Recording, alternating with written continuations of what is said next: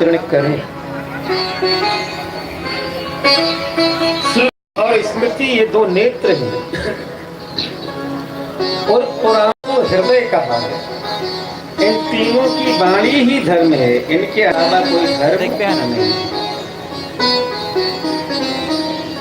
और इन तीनों में विरोधाभास हुआ तो श्रुति के प्रमाण को ग्रहण करें, श्रुति स्मृति में विरोध हुआ तो स्मृति को प्रमाण माने। पुराण सभी वेद मूलक नहीं है, कहीं तंत्र शास्त्र भी पाया जाता है।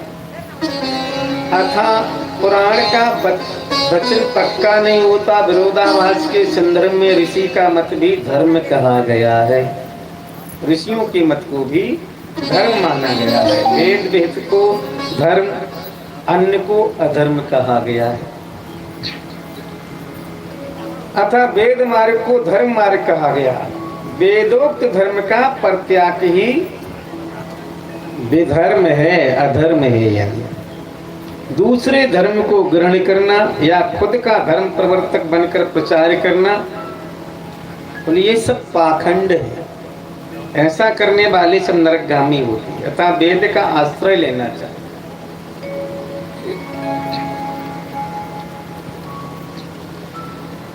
आजकल तो ऐसे पाखंडी हो गए, वो वेद कुछ नहीं, स्वयं भगवान बने बैठे।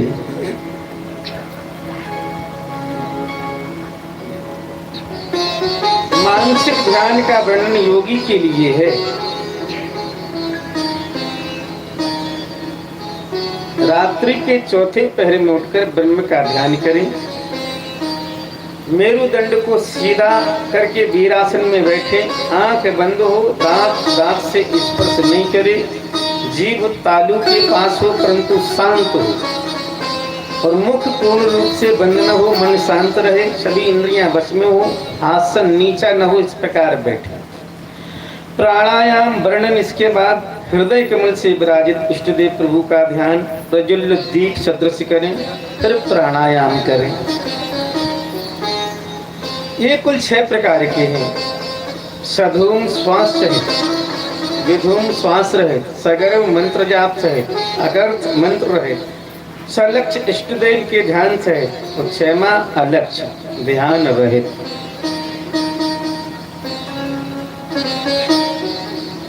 फिर इसके 3 भेद हैं प्राणायाम के। रेचक यानी श्वास खींचना, पूरक श्वास रोकना, और कुंभक श्वास छोड़ना।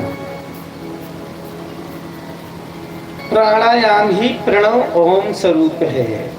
यह प्राणायाम मूलाधार, लिंग, नाभि, हृदय, कंठ और भूमध्य, इन 6 स्थानों में क्रमशः चतुर्दल, षटदल और 10 दल, 12 दल, 16 दल और देवल में क्रमशः पत्र है, कमल पत्र है। ये सभी अक्षर युक्त तो सभी ब्रह्म स्वरूप हैं। इनको मैं प्रणाम करता हूँ।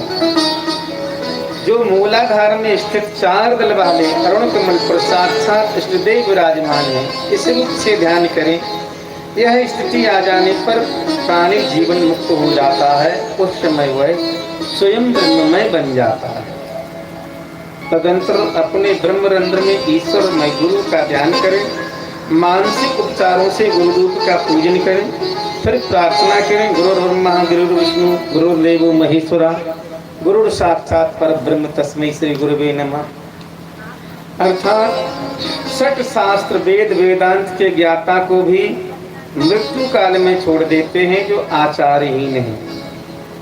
जैसे पंख निकलने पर पक्षी अपने घोंसले को त्यागते हैं, इसीलिए आचारवान होना जरूरी है, नहीं तो सभी कर्म निष्फल होते हैं। अब सोचा सोच विचार अर्थात शुद्धि। रात्रि के चौथे पहर में उठना चाहिए और नित्य नैमित्तिक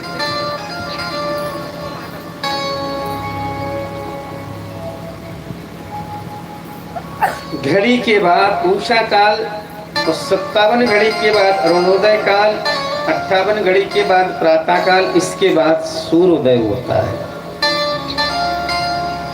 तो मलमूत्र त्याग, नैऋत्य दिशा में धनुष बाण जितनी दूर जा सके उतनी जाकर के मलमूत्र का त्याग करें। मौन रहकर त्यागें।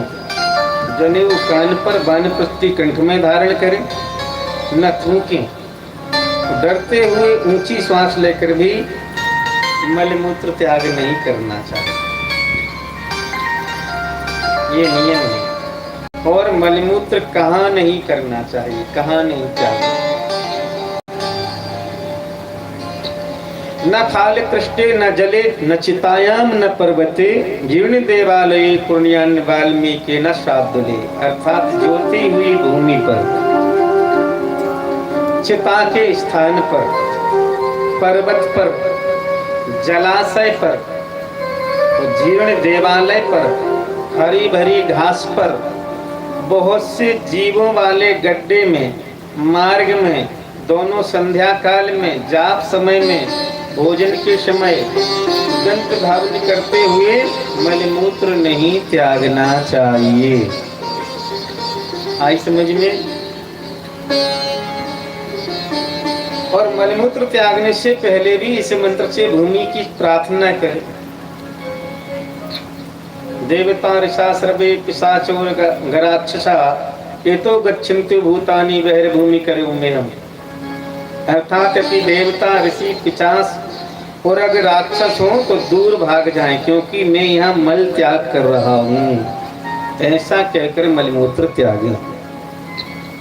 बड़े नियम है, नियम से चलो तो समझे। और मलमूत्र त्यागते समय किसी को न देखे, वायु, अग्नि, ब्राह्मण, सूर्य, जल, गौपर, वृक्षपात नहीं करें। दिन में उत्तर की ओर मुख करके तथा रात्रि में दक्षिण की ओर मुख करके मलमूत्र का त्याग करना चाहिए।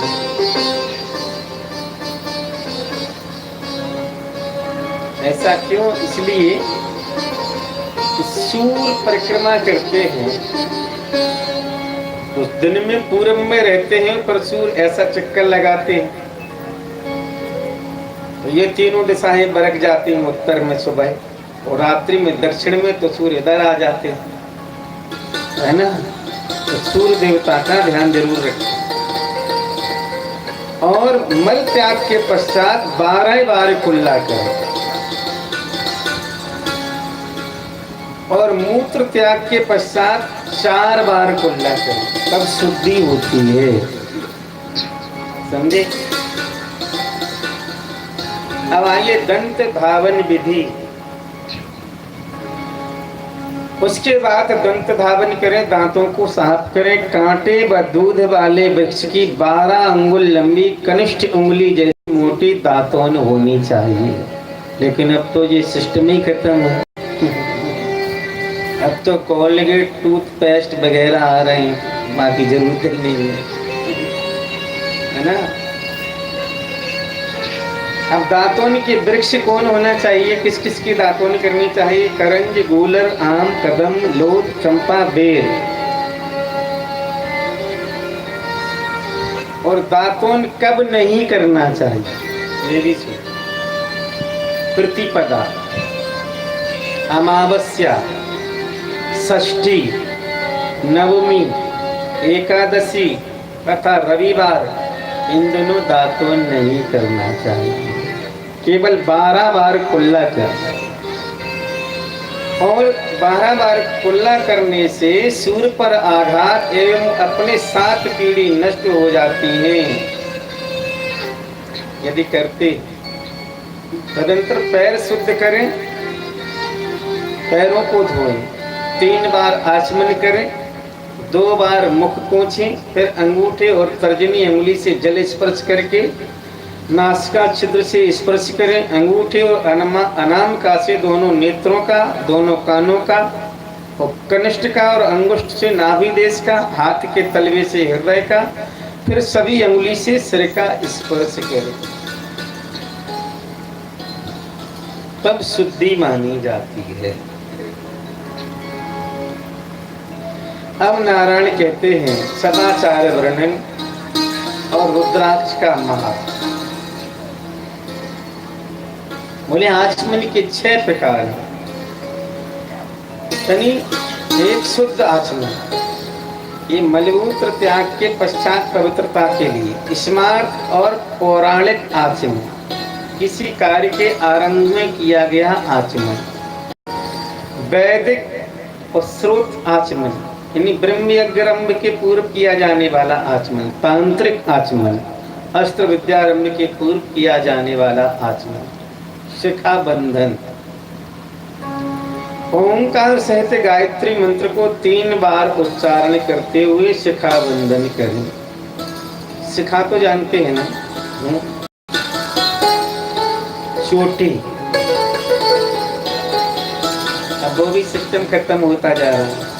बहुत से देखो हिंदू बच्चों को, नए युवाओं को चोटी ही नहीं है। वो नीले सपने दिखा रहा कि मेरे हैं।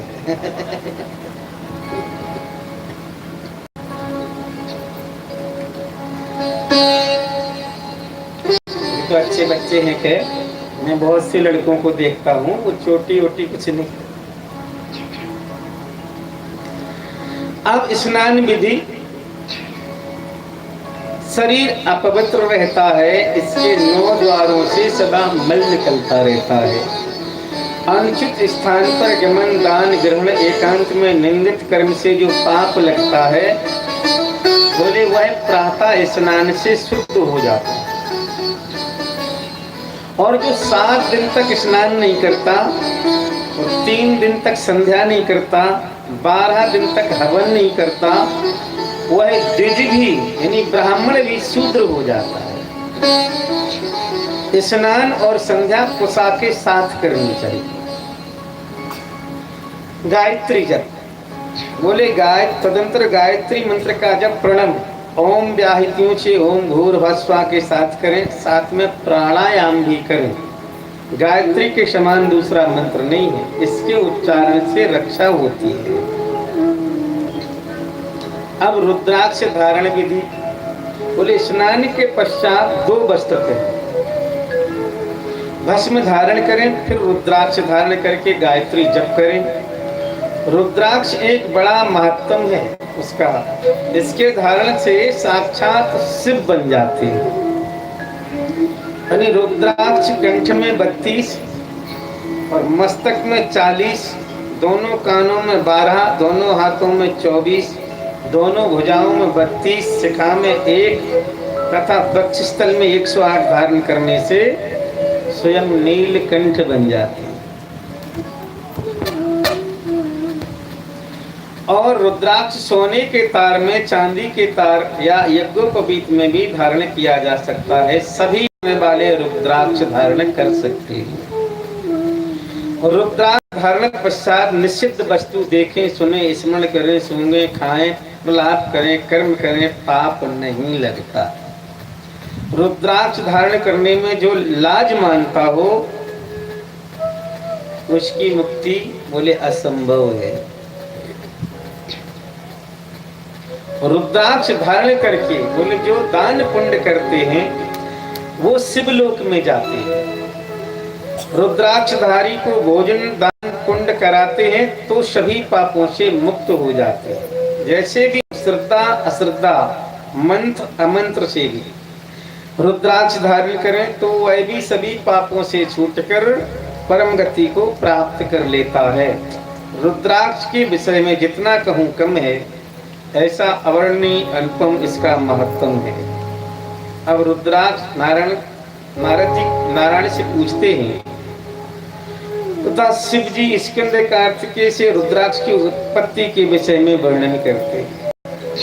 शिव जी कहते हैं स्कंद, मैं रुद्राक्ष की उत्पत्ति संक्षेप में कहता हूँ, सुनो। प्राचीन काल में त्रिपुर नामक एक दैत्य हुआ। वो अत्यंत बलशाली होने के कारण कोई भी उसका वध नहीं कर सकता था। तब मैंने अघोर नाम के शस्त्र का आविष्कार किया और जिसके लिए मैंने 1000 वर्ष तक इस शस्त्र को महत्व की कल्पना की, जिसे करते हुए मेरे तीनों नेत्र खुले रह गए और इससे मुझे दर्द हुआ और अनायास ही अश्रु बिंदु गिरने लगे। उन्हीं आंसुओं की बूंदों से रुद्राक्ष के बड़े बड़े पेड़ उत्पन्न हो गए।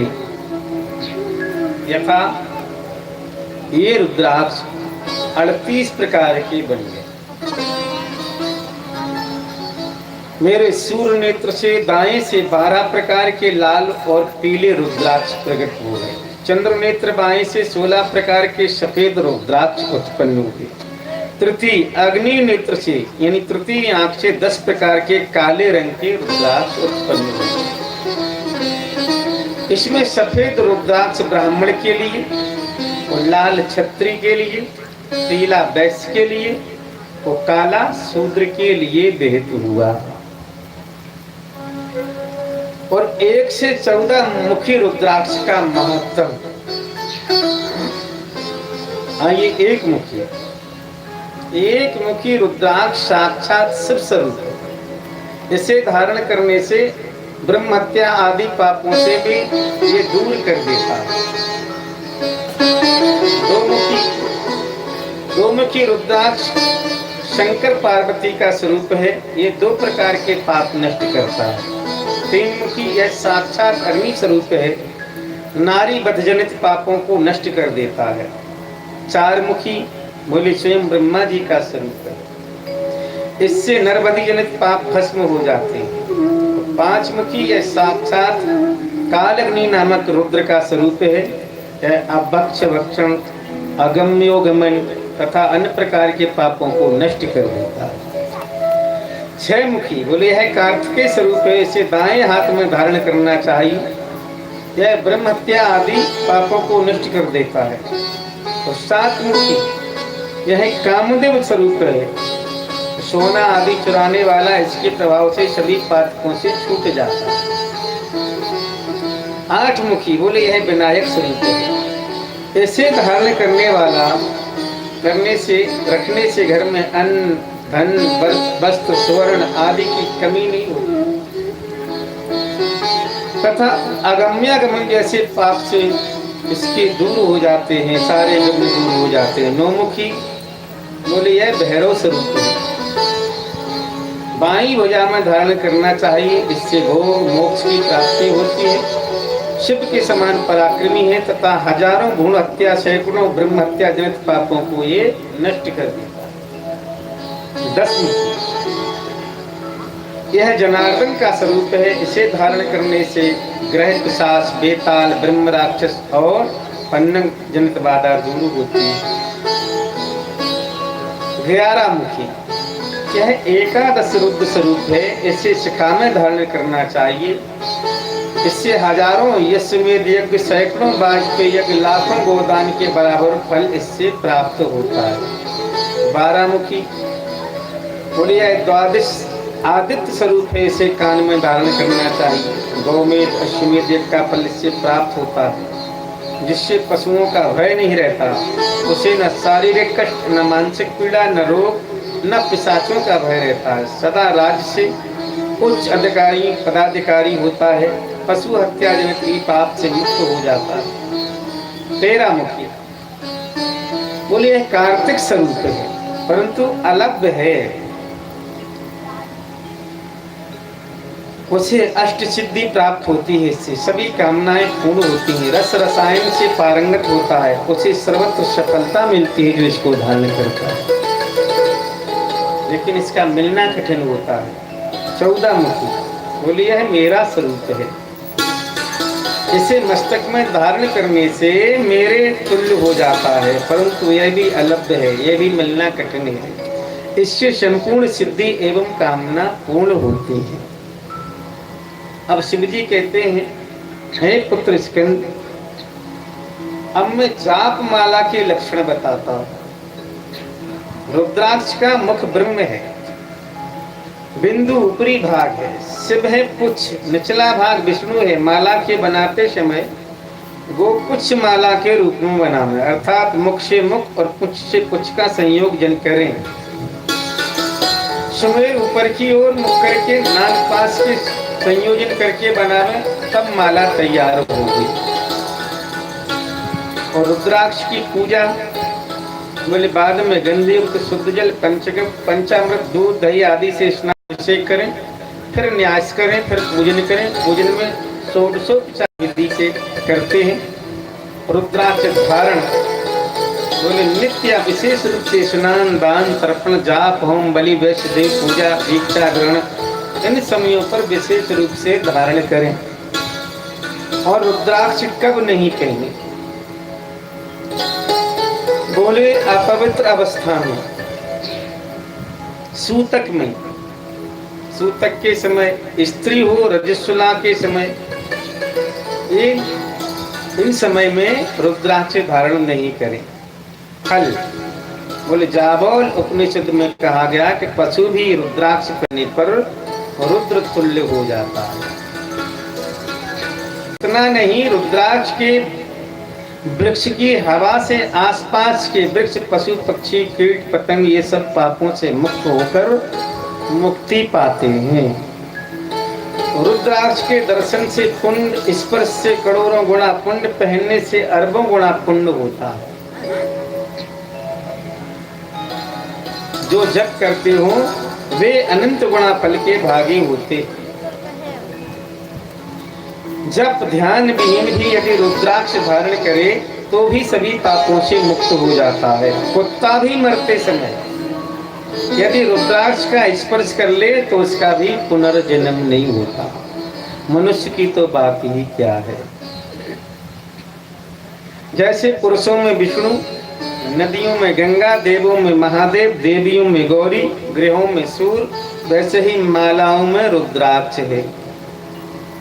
रुद्राक्षधारी को दान देने से बोले अनंत पुण्य मिलता है। शिव भक्त को रुद्राक्ष का दान करें तो उसका शब्दों में वर्णन नहीं किया जा सकता। प्रयाण कालिक में रुद्राक्ष धारण करके मृत्यु हो तो उसका पुनर्जन्म नहीं होता।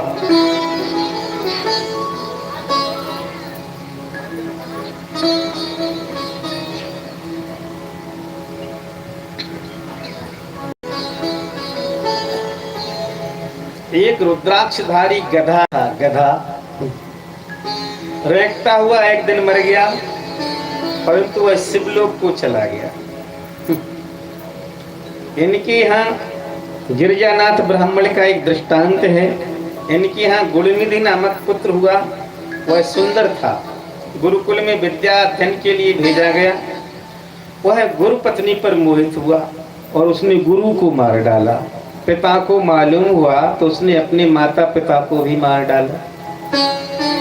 पश्चात सारे घर का धन उड़ाया, गुरु पत्नी के साथ भोग करता था, परंतु वह चोरी भी करने लगा।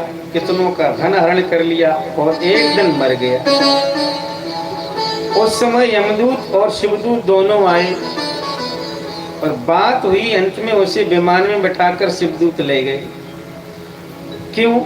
क्योंकि वह जहां मरा था उससे केवल 10 हाथ दूर पर रुद्राक्ष का पेड़ था। केवल इसी कुंड से उसकी सदगति हुई। रुद्राक्ष आंवला दाना सदृश उत्तम, बेर दाना सहित मध्यम और चना के दाने के समान अधम कहा गया। और जो टूटा फूटा हो, कीड़े ने खा लिया हो, रेखा नहीं दिखाई देती, ऐसा रुद्राक्ष अग्राह्य होता है। उसे धारण नहीं करना चाहिए। वो धारण पश्चात क्या नहीं करे। जैसे रुद्राक्ष धारण जो करते हैं, रुद्राक्ष के धारण करने पर क्या क्या काम न करें। मांस, मदिरा, लहसुन, प्याज, सहजन, लिसुआ आदि ग्रहण नहीं करें। तो रुद्राक्ष को धारण करें, नहीं तो नहीं करें। और धारण इसको कब पहने? पहने अवश्य, लेकिन कब पहने? ग्रहण के दिन, संक्रांति के दिन, उत्तरायण, दक्षिणायन या प्रविष्टि काल में, अमावस्या, पूनम, पुण्य दिवस आदि में धारण करने से प्राणी बोले पापों से मुक्त हो जाता है। तो रुद्राक्ष का वर्णन कहाँ तक करें? रुद्राक्ष का महत्व असंख्य है। हम नारायण कहते हैं भूति शुद्धि प्रकारम चा कथयामि महामुनि। पंच महाभूत अर्थात पृथ्वी, तेज, वायु, आकाश, इनको कुंडली मूलाधार से उठाकर सुषुम्ना मार्ग से क्रमशः ब्रह्मरंध्र में पहुंचाना ही भूत शुद्धि है। जीव का ब्रह्म में संयोजन करके सोहम बन जाना इसका अंतिम लक्ष्य रहता है, यही भूत शुद्धि है। इस प्रकार है ला बीज मंत्र से अमनिमंडल का चिंतन करें, बा बीज से जलमंडल का, रा से अग्निमंडल का, यम से वायुमंडल का, हम से आकाश मंडल का चिंतन करें। फिर पृथ्वी को जल में, इन दोनों को तेज में, इन तीनों को वायु में, इन चारों को आकाश तत्व में लय करें। फिर आकाश को अहंकार में, अहंकार को महतत्व में, उसको प्रवृत्ति में, फिर प्रवृत्ति को आत्मा में ले करें। तत्पश्चात पाप पुरुष का चिंतन करें, यही बाई कोख में रहता है। तो इसका नाश करने के लिए भूत शुद्धि की जाती है। इसका रंग काला है, इसका आकार अंगूठे के समान है। इस पाप पुरुष का सिर ब्रह्म हत्या, भुजा सुवर्णस्ते, हृदय मदरा पान एवं कमर गुरपत्नी गमन कहा गया है। तदंतर प्राण शक्ति स्वरूपिणी कुंडलिनी शक्ति का ध्यान करें।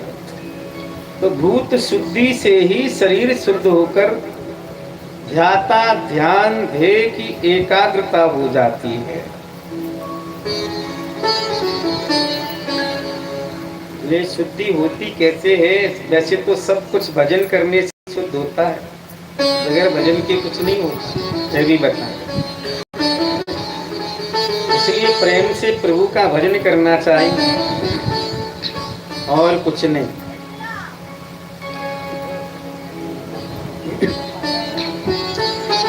बोले श्री राम धुन में जो तके,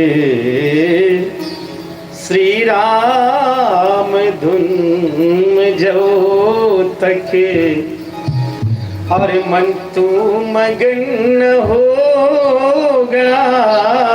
श्री राम धुन जो मन तू मगन होगा, जग जाल छूटने का, जग जाल छूटने का, तब तक जतन होगा।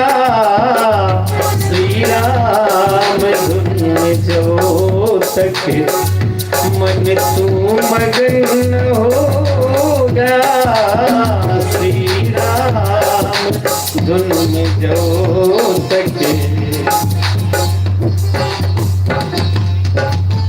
श्री राम धुन जब तक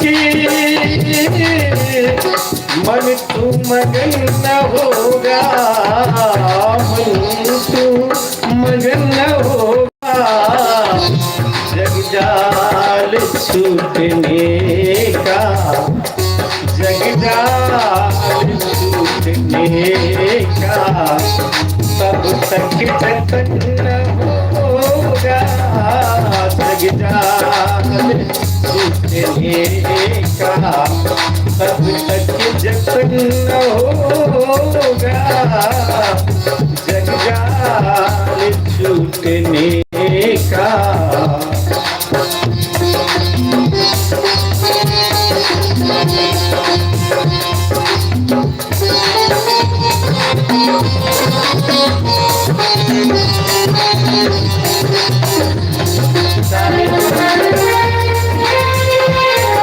व्यापार आदि करके कितना भी धन कमा ले, चाहे ऊंचे मकान बना ले, चाहे मोटर गाड़ी बंगला कुछ भी कर ले, लेकिन सुखी तो तभी होगा जब तेरे अंदर संतोष रूपी धन आ जाए। बोले व्यापार धन कमा कर, लाख साज सज ले, लाख साज सज ले, पर होगा सुखी न तो तके, होगा न सुखी तो तके। संतोष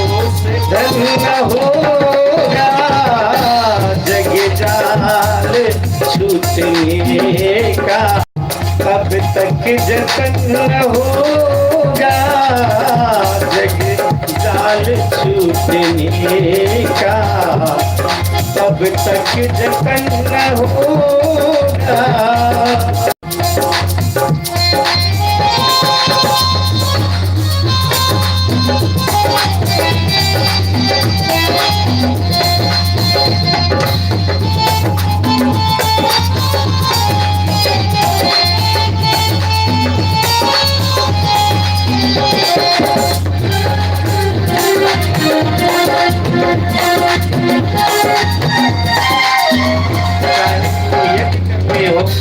पूजा कर ले, कुछ भी कर ले, लेकिन सब व्यर्थ है तब तक जब तक भगवान का भजन नहीं करता।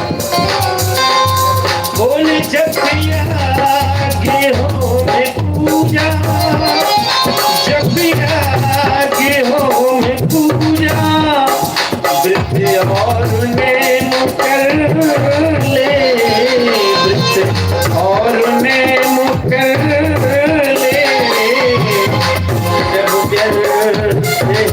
जो मुख से सब व्यर्थ है, जो मुख से हरि का भजन होगा जग जाल छूटने का, तब तक जतन होगा जग जाल छूटने का, तब तक जतन होगा।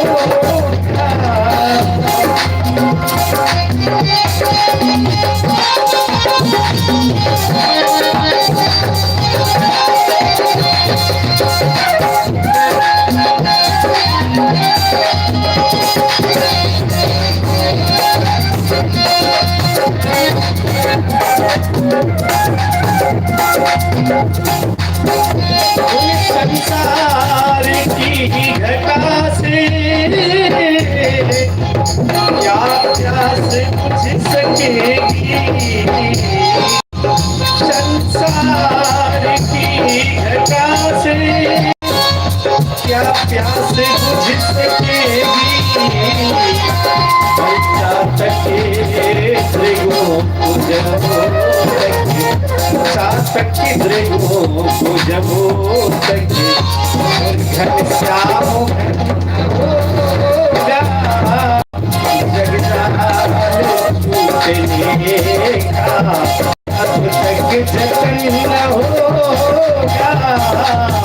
श्री राम मगन होगा,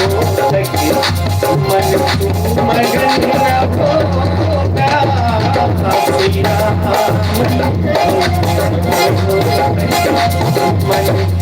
मगन होगा जग जाल छूटने का, तब तक जतन न होगा। इसलिए हमेशा भगवान का स्मरण ही करना चाहिए। अब आइए भस्म का महत्व। भस्म धारण को निश्चित समय में नियम पूर्वक लगाना ही बोले शिरोव्रत कहा गया। इन अध्यायों में भस्म धारण की महिमा, प्रकार, महत्तम, विधि आदि का वर्णन है, अर्थात इसे भस्म गीता या भस्म महात्म भी कहा गया है। नारायण कहते हैं कि त्रिपुंड में भस्म को कपोल में त्रिपुंड रूप से तथा अन्य शरीर के अंग में लगाना ही शिरोव्रत है। इसको कहीं पाशुपत व्रत और शिव व्रत भी कहा जाता है। अथर्ववेद में कहा गया है, अर्थात अग्नि, जल, पृथ्वी, वायु, आकाश एवं समस्त विश्व ही भस्म है।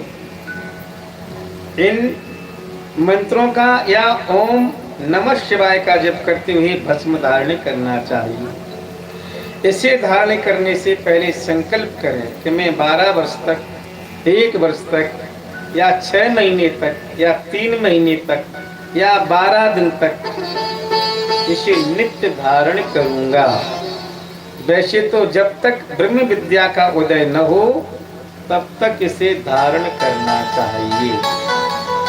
त्रिपुंड धारण किए बिना शिव पूजा करना निषेध कहा गया है। ब्रह्मचारी, गृहस्थी, वानप्रस्थी इनको त्रिपुंड रूप में धारण करें। इसे तीनों संध्या में धारण करें। तथा भस्म कई प्रकार की होती है। एक साधारण अग्नि से उत्पन्न भस्म, दूसरा अग्निहोत्र जन्य भस्म, तीसरा विरजाग्नि जन्य भस्म, चौथा औपस जन्य भस्म, स्मार्त अग्नि तथा वाह्य अग्नि, समधा अग्नि जन्य भस्म। रसोई बनाने से तैयार भी भस्म, वो भी भस्म कही गई। दावा अग्नि जन्य भस्म। इस प्रकार कुल 7 प्रकार के भस्म होते हैं। इसमें ब्रह्मचारी को समधाग्नि जन्य भस्म, ब्राह्मण क्षत्रिय वैश्य को अग्निहोत्र जन्य भस्म और विरजाग्नि जन्य भस्म धारण करनी चाहिए। गृहस्थी को उपासन अग्नि जन्य भस्म धारण करनी चाहिए। शूद्रों को ब्राह्मण के घर में रसोई बनाने से तैयार हुआ भस्म लगाना चाहिए। तो साधारण जन को दावा अग्नि जन्य भस्म लगानी चाहिए। अब भस्म के प्रकार बोले। भस्म मुक्ता 3 प्रकार की है। शांतिक भस्म, पौष्टिक भस्म, कामद भस्म। शांतिक भस्म यह अधिकांश गाय के गोबर से बनी हुई उत्तम होती है। जो गोबर पुण्य के दिनों में यानी पूनम, अमावस्या आदि के दिन गाय के पेट से निकलते समय हाथों में रोक लिया जाए, शत्रु जाता मंत्र से पिंड बनाए और धूप में सुखाए और शिवाग्नि, भूसा आदि के साथ जलाए तथा निकाल कर उसमें केवड़ा, गुलाब, खसखस, चंदन, केसर के साथ मिलाकर तैयार की गई हो, ऐसी भस्म शांतिक भस्म होती है। पौष्टिक भस्म इसकी विधि शांतक भस्म के समान है, लेकिन इसके निर्माण में खड़क्षर यानी ओम नमः शिवाय का प्रयोग किया जाता है। कामद भस्म यह भी वैसी ही है। इसमें होम या नमः की इसी मंत्र का प्रयोग किया जाता है। अब भस्म लगाने का स्थान एवं नाम। त्रिपुंड की 3 रेखा, ब्रह्मा, विष्णु, महेश है। भस्म का त्रिपुंड लगाते ना सब लोग, तो ये तीनों रेखा होती। एक ब्रह्मा, विष्णु, महेश। दूसरी पहली रेखा ब्रह्मा है, दूसरी बीच की विष्णु है, ऊपर की महेश है। अतः इन मंत्रों द्वारा लगाई जाती है। इस प्रकार सिर, कंठ, कान, हाथ, हृदय, नाभि, बाहु में भस्म धारण किया जाता है। सिर में 5 उंगलियों तथा होम मंत्र से लगाई जाती है। ललाट में तर्जनी, मध्यमा और अनामिका। ये तर्जनी, मध्यमा और अनामिका, ये 3 से ही लगती है। और कानों में सद्दोजात मंत्र से और कंठ में अघोर मंत्र से, हृदय में नमा मंत्र का प्रयोग करके 3 उंगलियों से लगाया जाता है। और भुजाओं में शिखावली मंत्र से और बाईं भुजा में कवच मंत्र से, ऐसे 3 उंगलियों से लगाएं। नाभि में ईशान सर्वदेवानाम मंत्र से बीच वाली उंगली से भस्म नाभि में लगाई जाती है। नाभि की रेखा ईश्वर है। सिर में ब्रह्मा, ललाट में ईश्वर, कानों में अश्विनी कुमार, गले में गणेश रहते हैं। अंत्यज जाति यानी धोबी, चमार, नट आदि आमंत्रक भस्म ही लगाएं, अन्य जाति मंत्र सहित लगाएं। भस्म धारण करने का फल। भस्म का महान एवं फलादेश विशद रूप से वर्णन किया गया है, परंतु कुछ अंश हम यहाँ वर्णन करेंगे। बोले बिना भस्म धारण किए शरीर शमशान तुल्य माना जाता है। जहाँ शिव मंदिर न हो उस गांव को धिक्कार है। जो शिवार्चन नहीं करता बोले उसके जन्म को धिक्कार है, उस विद्या को धिक्कार है जिससे शिव तत्व का बोध न हो। और भस्म धारण के बिना बोले मुक्ति असंभव है। त्रिपुंड के बिना सर्वाचरण करने का भी अधिकार नहीं होता, यदि किया तो पूजा निष्फल हो जाती है। श्राद्धे यज्ञे जपे होमे वैश्वदेवे सुरार्चने धृत पुंड स्फूतात्मा मृत्युंजयति मानवा।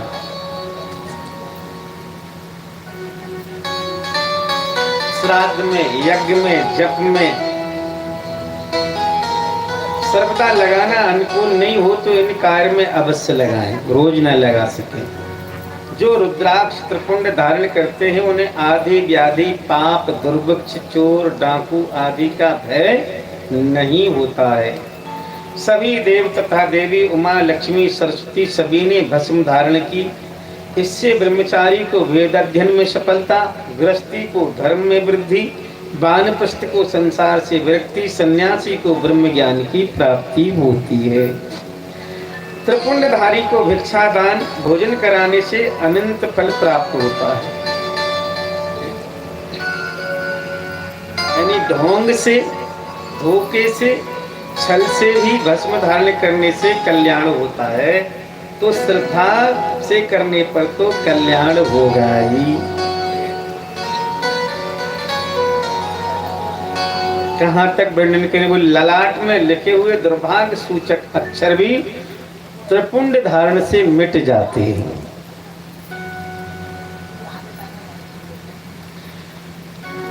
भस्म धारण एवं स्नान से अगम्यागमन, अभक्षा भक्षण, ब्रह्म हत्या आदि पाप सर्व तीर्थ का स्थान जन्य फल प्राप्त होता है। इतना ही नहीं, ज्वर, राक्षस, पिशाच, पूतना रोग, कोढ़, ताप तिल्ली रोग, भगंदर रोग, 80 प्रकार के गठिया बात रोग और 64 प्रकार के पित्त रोग, 50 प्रकार के कफ रोग, बाघ आदि हिंसक जंतु, सर्प आदि जंतु, चोर डाकू आदि का भय, दुष्ट ग्रह जनित पीड़ा भस्म स्नान से बोले सब नष्ट हो जाते हैं। ललाट की भस्म से कंठ से ऊपर का पाप और कंठ के भस्म से भक्षा भक्षजन्य पाप, वक्षस्थल के भस्म से मानसिक पाप और नाभि के भस्म से लिंग जनित परदारा जमन पाप, बाहु के भस्म से परनारी आलिंगन जनित पाप नष्ट हो जाते हैं, इसमें संशय नहीं है। अब आकार अनाम का उंगली, ओंकार मध्यमा उंगली तथा मकार तर्जनी उंगली है, इसलिए त्रिपुंड को त्रिगुण आत्मका कहा गया है। एक बार भस्म एवं रुद्राक्ष धारण करके दुर्वासा ऋषि मुनि पितृलोक घूमते हुए गए। अयर्मा यम सोम अनल अग्निस्वत्रा वैरशद सोमपा आदि पितरों ने दुर्वासा मुनि का स्वागत किया, अभिवादन किया, पाद अर्ध आदि से सम्मान किया, कुशल क्षेम पूछा और बातचीत तो हो ही रही थी कि उसी समय कुंभी पाक नरक में पड़े हुए पापियों का बड़े जोरों से चीत्कार सुनाई दिया। कुछ हम मर गए, हम कट गए, हम मारे जा रहे हैं, हाय हाय कर रहे थे। यह आवाज सुनकर दुर्वासा को बड़ा आश्चर्य हुआ और उन्होंने पितृगणों से पूछा कि ये क्या है। तब पितृगणों ने कहा यहीं पर संयमनी पुरी है, यह आवाज कुंभी पाक नरक में स्थित पापियों की चीत्कार की है। यह सुनते ही दुर्वासा वहां गए और कुंभी पाक नरक के कुंड के नीचे जब झांका तो उनके ललाट में स्थित भस्म के कुछ कण गिर गए, जिससे असंख्य पापियों को बड़ा आनंद हुआ, वो मुक्त हो गए। पापियों की दशा देख दुर्वासा और पितृगण सभी आश्चर्य में पड़ गए। यमराज को तुरंत सूचना दी गई। अब भैंसे के ऊपर बैठकर यमराज वहां पहुंचे। उधर इंद्र, ब्रह्मा, विष्णु, दिग्पाल, देवता आदि सभी को ये समाचार सुनाया गया। वे सभी आए। नरक में भी पापी को स्वर्ग से ज्यादा सुख आनंद होने लगा, तो फिर बता पाप के काम करने से कौन डरेगा? जब नरक में भी स्वर्ग से ज्यादा सुख मिलने लगेगा तो पाप करने से कोई डरेगा? इससे तो वेद की मर्यादा ही छिन्न भिन्न हो जाएगी। यह तो महान आश्चर्य है, एक विचित्र बात होगी। तो फिर सभी ने विचार विमर्श किया, तर्क वितर्क किया कि ऐसा हुआ क्यों। इसी समय विष्णु भगवान कैलाश गए, शिव जी से मिले, तो सारा वृत्तांत सुनाया। शिव जी ने भस्म की महिमा बताकर दुर्वासा ऋषि के लाट पर स्थित बोले भस्म कण से ऐसा हुआ है। जब ये बताया और अंत में कहा, हे विष्णु, आज से कुंभी पाक नरक कुंडी नहीं रहेगा, यह पितृ तीर्थ बन जाएगा। यहाँ मेरे लिंग और देवी की मूर्ति की स्थापना करें, जिससे पितृ तीर्थ के निवासी पूजा कर सकें। तदंतर विष्णु संयमनीपुरी में गए और शिव जी की वार्ता देवताओं को सुना दी। वो है नरकुंड फिर पितृ तीर्थ बन गया। पितृश्वरी देवी एवं शिवलिंग की स्थापना करके आराधना करने लगे। कुंभी पाक में स्थित सभी पापी भद्रगण नाम से विख्यात होकर कैलाश में रहने लगे। उधर कुंभी पाक नरक कुंड अलग से फिर बनाया गया और पापियों को दंड देने की व्यवस्था की गई। यह है भस्म की महिमा कि दुर्वासा ऋषि के ललाट से भस्म के कुछ कण गिर गए कुंभी पाक नरक में, तो वहां वो पापी मुक्त हो गए।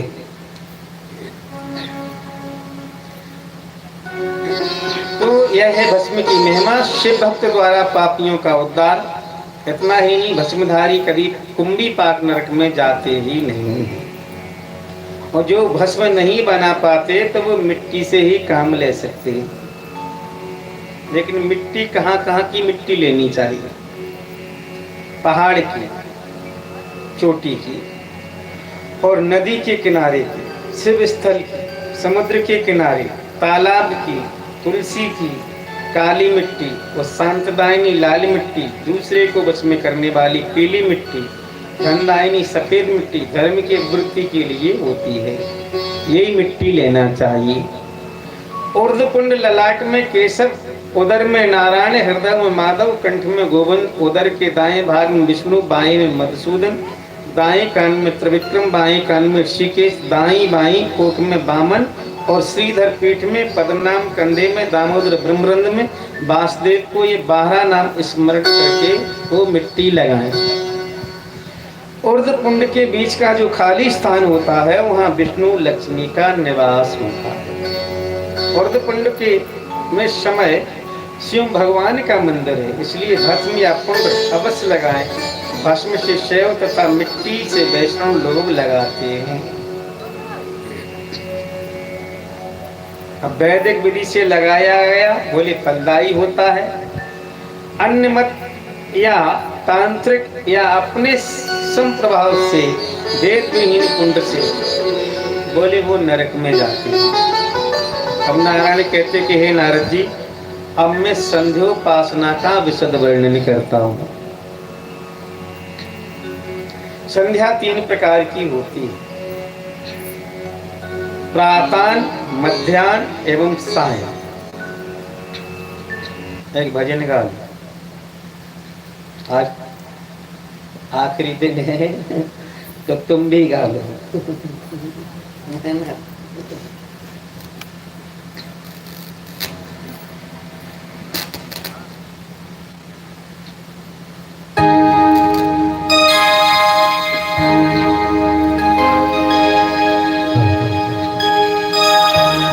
बात की जय, बोल सार सरकार की जय।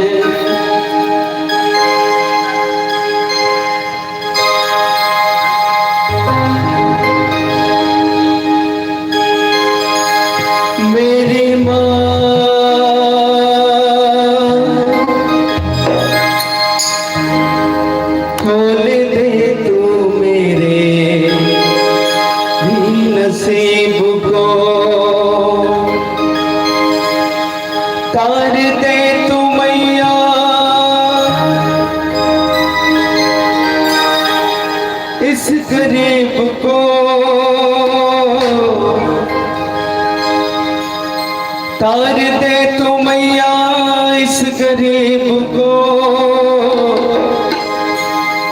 मेरी माँ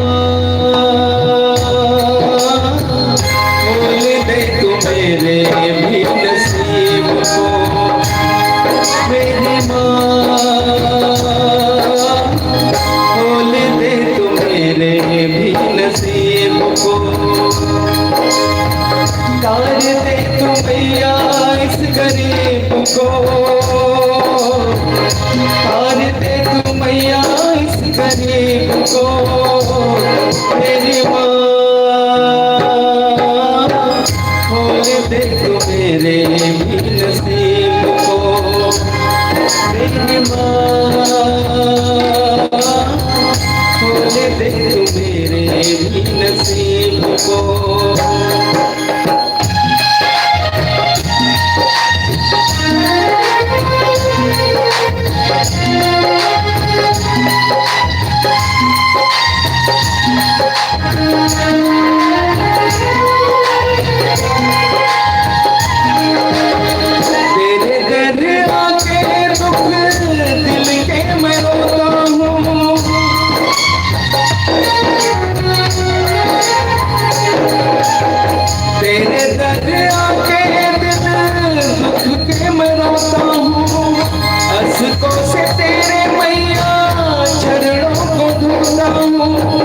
तेरे होते डालती क्यों दुखिया मैं होता हूँ, चैन से न जीऊं मैया, चैन से न सोता हूँ।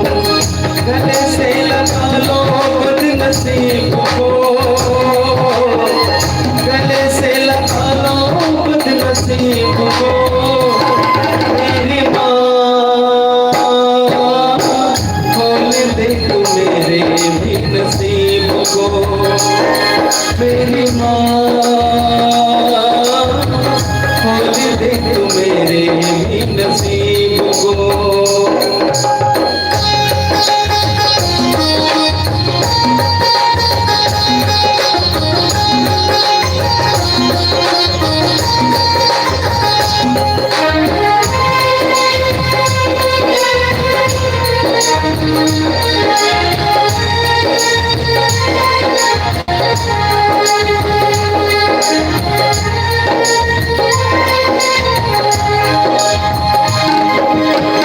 जो तुम्हें जगाऊं तेरे सांझ सवेरे,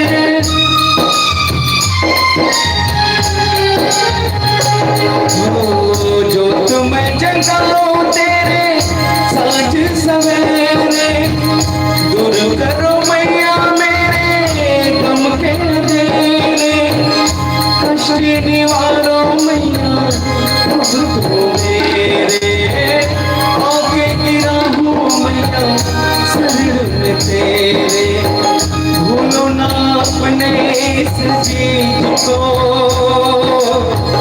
भूलो ना अपने इस जीत को, मेरी माँ खोल दे तू मेरे भी नसीब को, मेरी माँ खोल दे तू मेरे भी नसीब को।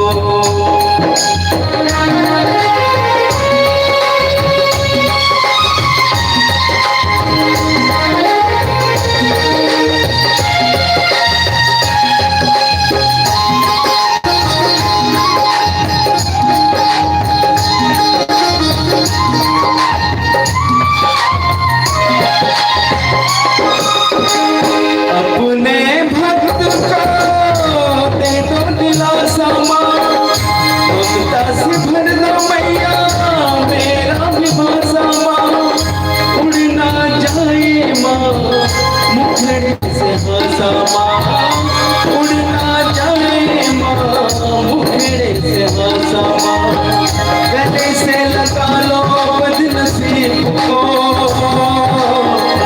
गले से लगा लो बदनसीब को, मेरी माँ खोल दे तू मेरे भी नसीब को, मेरी माँ खोल दे तू मेरे भी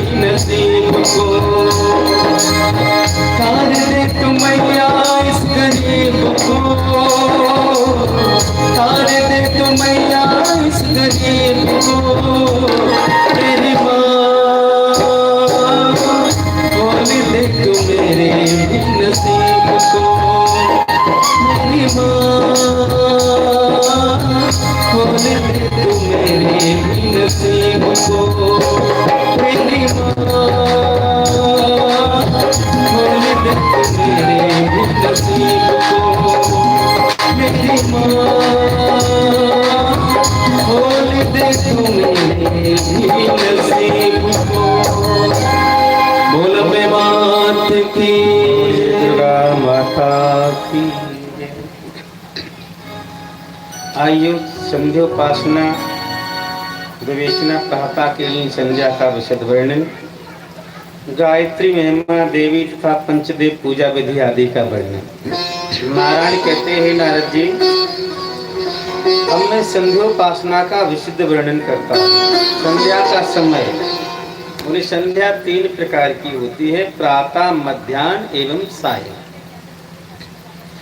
आकाश में तारे होते हुए उत्तम संध्या मानी जाती है। और तारे छिप गए सूर्य उदय तक, ये मध्यम संध्या मानी जाती है। तथा सूर्य उदय पश्चात ये अधम मानी जाती है। तो मध्याह्न संध्या सूर्य जब मध्य में हो तब करें। सायंकाल की संध्या सूर्य रहते हुए उत्तम, तथा सूर्य अस्त के बाद तारे निकलने से पहले मध्यम, और तारे निकलने के बाद की संध्या अधम कही गई है। ये त्रिकाल संध्या होती है। द्विज, ब्राह्मण, क्षत्रिय, वैश्य संध्या की आवश्यकता। तो द्विज माने ब्राह्मण, क्षत्रिय, वैश्य अपने कर्म से च्युत हो जाए, या दिन और रात में किए गए पाप जो होते हैं वो पाप मुक्ति के लिए संध्या की जाती है। संध्या रहित द्विज अशुद्ध हो जाते हैं और उन्हें नरक में जाना पड़ता है। संध्या रहित अपवित्र होकर किसी पुण्य कर्म के अधिकार से वंचित हो जाते हैं। संध्या काल अतिक्रमण हो जाए तो अर्घ्य करें, और ज्यादा ही हो तो 1 से 8 बार गायत्री जप करके, क्योंकि संध्या की अधीश्वरी गायत्री देवी। और संध्या कहाँ करें? बोले घर की साधारण संध्या 1 लाभ, और गौशाला में वही संध्या करेंगे तो मध्यम लेकिन 100 गुणा लाभ। नदी के तीर पर उत्तम लाख गुणा लाभ, तथा देवी के समीप उत्तमोत्तम करोड़ों गुणा फलदायक होती है। वेद की माता गायत्री है। वैष्णव, शैव, शाक्त सभी वेदों के अनुयायी हैं। ब्रह्मादि देवता भी नित्य संध्या की उपासना करते हैं। अब संध्या कैसे करें? बोले स्नान के बाद 2 वस्त्र धारण करें, पूर्व, ईशान या उत्तर की ओर मुँह करके आसन पर बैठ जाएं, तुलसी, रुद्राक्ष आदि की माला धारण करें, अनामिका में पवित्र धारण करें, गायत्री मंत्र से शिखा एवं तिलक, भस्म, त्रिपुंड धारण करें। तदंतर केशव, नारायण, माधव, ऋषिकेश आदि 24 नाम लेकर अंत में स्वाहा या नमः कहकर आचमन करें। फिर हाथ प्रक्षालन करके मुख का मार्जन करें, फिर न्यास करें, फिर प्राणायाम करें, पूरक, कुंभक, रेचक, क्रमशः ब्रह्मा, विष्णु, महेश। सब विधि प्राणायाम के बाद आचमन एवं मार्जन करें। अंगूठे एवं कनिष्ठ का उंगली अलग करें, बाकी उंगली साथ हो, और इससे जो जल रहे यही आचमन के लिए विहित माना जाता है। तदंतर सूर्य को अर्घ्य देना चाहिए। मध्याह्न संध्या में 1 बार अर्घ्य दें, संध्यान काल में 3 बार अर्घ्य देना चाहिए, और प्रातः काल में खड़े होकर, मध्याह्न में कुछ झुककर, और संध्या में बैठकर अंजलि से अर्घ्य देना चाहिए। अर्घ्य क्यों देना चाहिए? क्योंकि 30 करोड़ मंदेह नामक राक्षस सूर्य को खाने को तत्पर रहते। उनको नाश करने के लिए ही अर्घ देना चाहिए। यह जल वज्र के समान होकर उन्हें भस्म कर देता है। तत्पश्चात खड्गन्यास करें। ओम हृदयाय नमः, सिर शिखा कवच नेत्राभ्यम अक्षय पट। ये खड्गन्यास हुआ। अब गायत्री माता का ध्यान एवं आवाहन। प्रातः मध्याह्न एवं सायं क्रमशः बाल यौवन वृद्धा स्वरूप तथा गायत्री देवी का ध्यान आवाहन करना चाहिए। छन्नों की माता, हे भगवती गायत्री, आप पधारो, मुझ पर प्रसन्न हो जाओ। रात्रिगत पाप प्रातः संध्या से नष्ट हो जाते हैं और दिन के सारे दिन के पाप संध्या से संध्या करने पर, सायंकाल की संध्या करने पर नष्ट हो जाते हैं। जो कुछ भी मैंने अनुष्ठान किया है वह पूर्ण हो जाए। इस प्रकार गायत्री का ध्यान, आवाहन और प्राणायाम करें। गायत्री शाप विमोचन। तदंतर गायत्री का शाप विमोचन करें। ब्रह्मा, वशिष्ठ, विश्वामित्र तथा शुक्र के द्वारा गायत्री शापित हैं, अतः इनका नाम विनियोग प्रार्थना करें। इनकी प्रार्थना किए बिना गायत्री जप निष्फल माना जाता है। फिर हृदयन्यास, अग्न्यास, करन्यास, अक्षरन्यास करें, तब ध्यान करें। गायत्री का ध्यान। देवी का श्री विग्रह जवा कुसुम के समान है। लाल चंदन से युक्त रक्त कमल पर विराजित हैं। 4 मुख, 2 भुजा, लाल वस्त्र, कुमारी अवस्था, लाल वर्ण की माला, सुप्त सुबह जपमाला कमंडल धारण, ऋग्वेद का अध्ययन कर रही हैं। हंस इनका वाहन है। ब्रह्मा इनकी उपासना करते हैं। इनके ऋग, साम, यजुर, अथर्व 4 पद हैं। इनके 8 दिशाएं कुक्षी में हैं। 8 दिशाएं पूर्व, पश्चिम, उत्तर, दक्षिण, ऊर्ध्व, अधर, अंतरिक्ष, आभंतर। इनके 7 सिर व्याकरण, शिक्षा, कल्प, निरुक्त, ज्योतिष, इतिहास, पुराण और उपनिषद हैं। इनके अग्नि इनके मुख हैं, रुद्र शिखा है, विष्णु चित्त हैं और ब्रह्मा इनके कवच, सांख्य शास्त्र इनके गोत्र तथा ये आदित्य मंडल में सदा विराजमान रहती हैं। इस प्रकार गायत्री का ध्यान करें और 24 मुद्राओं का प्रदर्शन करें। जप के पूर्व 24 मुद्राओं एवं जप के बाद 8 मुद्राओं का प्रदर्शन करें। इस प्रकार कुल 32 मुद्राओं का प्रदर्शन करना चाहिए, जिससे गायत्री माता अत्यंत प्रसन्न होती हैं। आजकल एक संस्था चली है गायत्री परिवार हरिद्वार से, जो आचार्य श्री राम शर्मा के जमाने से चल रहे है ना, और उसमें सभी को वो गायत्री मंत्र देते हैं।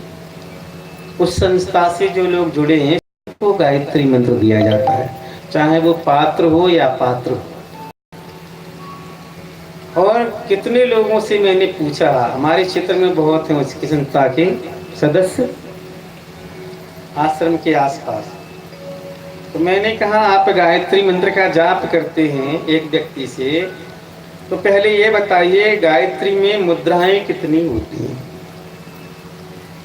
तो इसका उन्हें कोई ज्ञान नहीं है, सिर्फ उन्हें शिष्यों की संख्या बढ़ाना है, मंत्र दे दिया बस, चाहे वो पात्र हो चाहे अपात्र हो, मंत्र दे के विदा कर दिया, इसका जाप करो। लेकिन जब तक मुद्राओं सहित और प्राणायाम सहित तो खड्गन्यास अग्न्यास के रहित मंत्र का जाप करते रहोगे तो जिंदगी भर करते रहो, कोई फल मिलने वाला नहीं है। वैसे तो वेदों की माता गायत्री है और इसके अधिकारी सिर्फ ब्राह्मण ही हैं, और वो मुद्राएं हैं यथा सुमुख, संपुट, वितत, विस्तृत, द्विमुख, त्रिमुख, चतुर्मुख, पंचमुख, खटमुख, अधोमुख, व्यापकांजलि, शकट, यमपासा, ग्रथित, सन्मुख, विलंब, मुष्टिक, मत्स्य, कूर्म, बाराय, सिंहक्रांत, महाक्रांत, मुदगर, पल्लव। ये 24 मुद्राएं हैं जो हाथों से ही बनाई जाती हैं, इस तरह समझे। जप के बाद 8 मुद्रा का प्रदर्शन करें, अर्थात सुरभि, ज्ञान, वैराग, योनि, शंख, पंकजम, लिंगम, निर्वाणम। ये 8 जप के बाद की, 24 जप के पहले की। अब गायत्री जाप, तदंतर 100 अक्षर वाले गायत्री मंत्र का जाप एक आवृत्ति में करें। पश्चात 24 अक्षर वाली गायत्री 1 से 8 माला करें। 100 अक्षर प्रणव सहित 3 मंत्र से होते हैं। ओम भूर्भुवः स्वः तत्सवितुर्वरेण्यं भर्गो देवस्य धीमहि धियो यो नः प्रचोदयात्। ओम त्र्यंबकं यजामहे सुगन्धिं पुष्टिवर्धनम् उर्वारुकं बन्धनामृतमच्चिमामृतात्। ये तो यह 100 अक्षर वाला गायत्री मंत्र है। इसमें भूर्भुवः स्वः ये व्याहतियां नहीं गिनी जाती, 24 अक्षर में गिनी जाती हैं। जितना समय हो और जितना करना हो, 1 से 8, 54, 27 या 11 बार, उतनी बार करके जप मुद्रा में 8 प्रदर्शन करने चाहिए, ये तीनों संध्या में। अब गायत्री की मानसिक पूजा, तदंतर गायत्री की मानसिक पूजा करें। यथा लम पृथ्वी स्वरूप देवी को गंध अर्पण करता हूँ, हम आकाश स्वरूपिणी देवी को पुष्प अर्पण करता हूँ, यम वायु स्वरूपिणी को धूप अर्पित करता हूँ, अग्नि स्वरूपिणी को दीप व अमृत स्वरूपिणी को नैवेद्य अर्पण, यम रम लम बम हम मंत्र से पुष्पांजलि करें। तदंतर गायत्री माता से क्षमा याचना करें। जब करते स्वर व्यंजन अक्षर पद की त्रुटि हो गई हो तो क्षमा से पूर्ण होता है। इसके बाद गायत्री का तर्पण का विधान है। इससे पहले विनियोग करें और इसके बाद गायत्री कवच पाठ, जात वेदस आदि ऋचाओं का पाठ, मान सूत्र के पाठ, त्र्यंबकम का जप करके शिवना पृथ्वी मंत्र से पृथ्वी माता को प्रणाम करें। तत्पश्चात अग्निहोत्र करें। प्रातः संध्या दोनों समय में हवन करें। दिन की संध्या में होम नहीं करें। असोच या असक्त में संध्या विधि, असोच जो शुद्ध नहीं, या रोगी या रास्ते में आपत्ति के समय, इन सभी में मानसिक संध्या करें। मन से ही सारी विधि करें तो भी पूर्ण मानी जाती है। सूत्र मानसी संध्या प्रयाद में सुप्रयत्नतः, संध्या पूरी होने के बाद पंचदेव की पूजा करें। देवी के मध्य में ईशान में विष्णु, आग्नेय में शिवजी, नैऋत्य में गणेश, वायव्य में सूर्य की पूजा पुरुष सूक्त, श्री सूक्त, रुद्र सूक्त, अथर्व सूक्त आदि से विधिवत षोडशोपचार पूजन से करें। सर्वप्रथम देवी की पूजा करें, फिर अन्य देवों की पूजा करें। अक्षत से विष्णु की, तुलसी से गणेश की, दुर्वा से दुर्गा, केतकी से शंकर की पूजा बोले भूल कर भी नहीं करना चाहिए।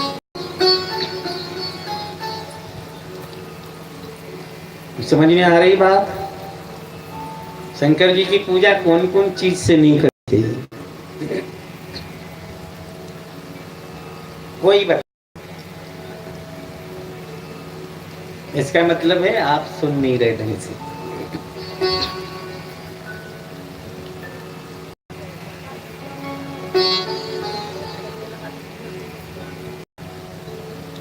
विष्णु की तुलसी से, यही बातें तो कथा में सुनने की ही।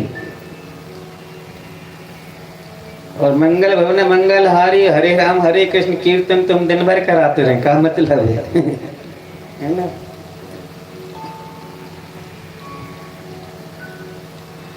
विष्णु की तुलसी से, गणेश की दूर्वा से, दुर्गा की केतकी से, शंकर की पूजा भूल करके भी न करें। अक्षत से विष्णु की और तुलसी गणेश की, दुर्वा से दुर्गा की, केतकी से शंकर की। केतकी का फूल होता है। इन लोगों की इन चीजों से पूजा नहीं करना चाहिए भूल के भी। गूगल, धूप तथा तिल के तेल से दीपक देवी के लिए करें। पश्चात मूल मंत्र का जप करें। यथाशक्ति फिर वेद का अध्ययन करें। इस विधि से दिन का तीसरा पहर व्यतीत हो जाता है और दिन के चौथे और पांचवें भाग को वैश्वदेव पितृ तर्पण पंच महायज्ञ से व्यतीत करें। छठे और सातवें भाग को इतिहास और पुराण आदि का पठन, श्रवण, मनन से व्यय करें। आठवां भाग लौकिक कार्यों के लिए। इसके बाद तो पुनः सायं संध्या का समय हो जाएगा। अब नारद जी के द्वारा विशेष पूजा विधि पूछे जाने पर भगवान नारायण कहने लगे। सर्वप्रथम आचमन, संकल्प, भूत शुद्धि, मातृका न्यास, कडन्यास, पूजा सामग्री का अस्तमय जल से प्रोक्षण, फिर गुरु जी से आज्ञा लेकर पीठ पूजा करें। पश्चात देवी का ध्यान, आसन आदि अर्पण करें। उसके पश्चात पंचामृत रस जल से देवी का अभिषेक करें। और किस से अभिषेक करने पर क्या फल की प्राप्ति होती है? गन्ने के रस से स्नान, 100 कलशों से स्नान करें तो फिर संसार में जन्म नहीं लेना पड़ता। देवी को गन्ने के रस से 100 कलशों से यदि स्नान कराएं तो फिर उस व्यक्ति को इस संसार में जन्म नहीं लेना पड़ता। आम के रस से स्नान कराएं तो इससे घर में लक्ष्मी एवं सरस्वती कभी दूर नहीं जाते, हटते। दाख के रस का स्नान कराने से रस में जितने बूंद रेणु हैं उतने वर्ष देवी लोक में रहते हैं। कर्पूर, अगुर, केसर, कस्तूरी, कमल जल से स्नान कराएं तो सैकड़ों जन्मों पाप भस्मीभूत होकर निर्मल बन जाते हैं। दुग्ध से स्नान कराएं तो कल पर्यंत क्षीर सागर में स्थान प्राप्त करते हैं। दही से तो दधि कुंड का अधिपति होता है। मधु, घृत, शर्करा से स्नान से तत्त वस्तुओं का स्वामी होता है। 1000 कलश से स्नान कराएं तो इस लोक में सुख भोग कर वो परलोक में सुखी होता है। रेशमी वस्त्र चढ़ाने से, 2 वस्त्र अर्पण से वायु लोक में जाता है। आभूषण यदि चढ़ाएं देवी पर तो आभूषण अर्पण करने से दूसरे जन्म में वो व्यक्ति धनाढ्य होता है। बिंदी, सिंदूर अर्पण करने से, केसर, कस्तूरी की बिंदी ललाट पर, सिंदूर चरणों में, महावर अर्पण से बोले इंद्रासन पर विराजमान होता है। बिल्व पत्र अर्पण से कभी दुख नहीं होता। बिल्व में ही हेम लिखकर अर्पण करें, अनंत फल। 1 करोड़ बिल्व पत्र अर्पण से बोले वो ब्रह्मांड का अधिपति हो जाता है। अष्टगंध से चर्चित 1 करोड़ बिल्व पत्र पर अर्चन से प्रजापति पद का अधिकारी हो जाता है। ऐसे ही 1-1 करोड़ मल्लिका मालती पुष्प से अर्चन से ब्रह्म पद का अधिकारी होता है। 10 करोड़ पुष्प अर्चन से वो विष्णु पद का अधिकारी होता है। 1 अरब पुष्प अर्पण से सूक्ष्म ब्रह्म की प्राप्ति होती है। और जिस ऋतु में जो पुष्प मिले, प्रतिवर्ष सहस्त्र नामों से देवी की अर्चना करनी चाहिए। इससे सभी पाप भस्म हो जाते हैं। सुगंधित धूप दीप अर्पण तर्पण से साधक को वो तीनों लोक सौंप देती है। नैवेद्य अर्पण, पहाड़ जैसा नैवेद्य अर्पण करें। षड्रस युक्त नैवेद्य को, स्वादिष्ट दिव्य फल को दिव्य पात्र में रखकर अर्पण करें तो तीनों लोक तृप्त हो जाते हैं। जल अर्पण, पवित्र गंगा जल, कर्पूर, नारियल, शीतल जल अर्पण करें। तांबूल अर्पण करें और नृत्य गीत, स्तोत्र पाठ पश्चात संगीत, वेद पाठ, स्तोत्र पुराण आदि का पाठ करें। फिर छत्र चम अर्पण करें। फिर यथाशक्ति दक्षिणा अर्पण करें और नमस्कार क्षमा प्रार्थना करें।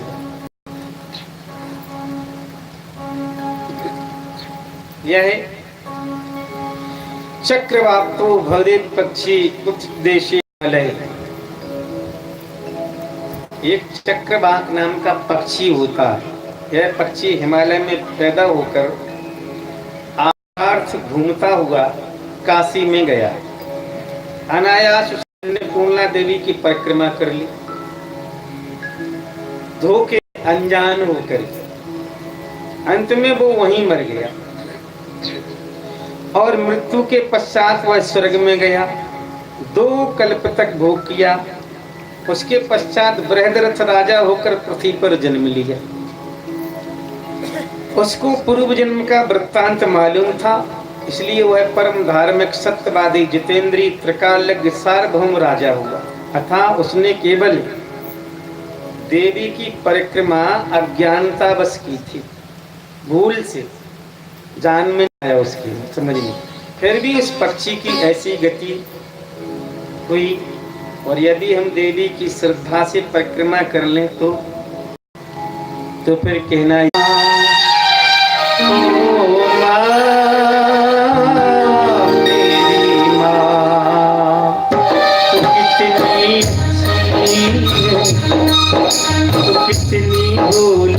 है कि प्यारी प्यारी है। ओ माँ, ओ माँ, ओ माँ, मेरी माँ।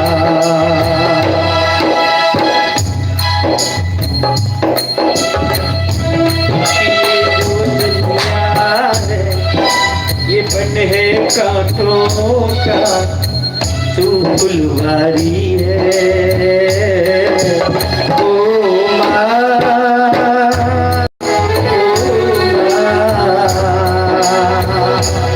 ओ माँ, मेरी माँ।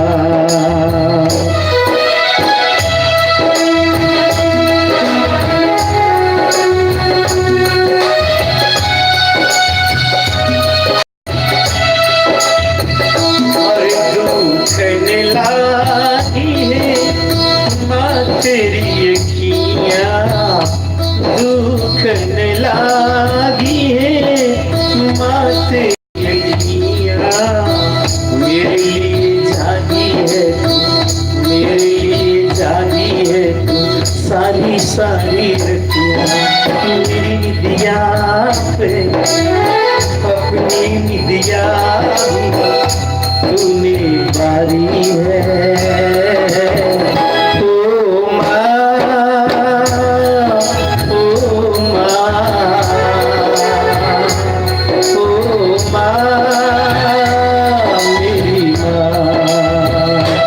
कितनी भोली है, तू कितनी अच्छी है, कि प्यारी प्यारी है। ओ माँ, ओ माँ, ओ माँ, ओ माँ।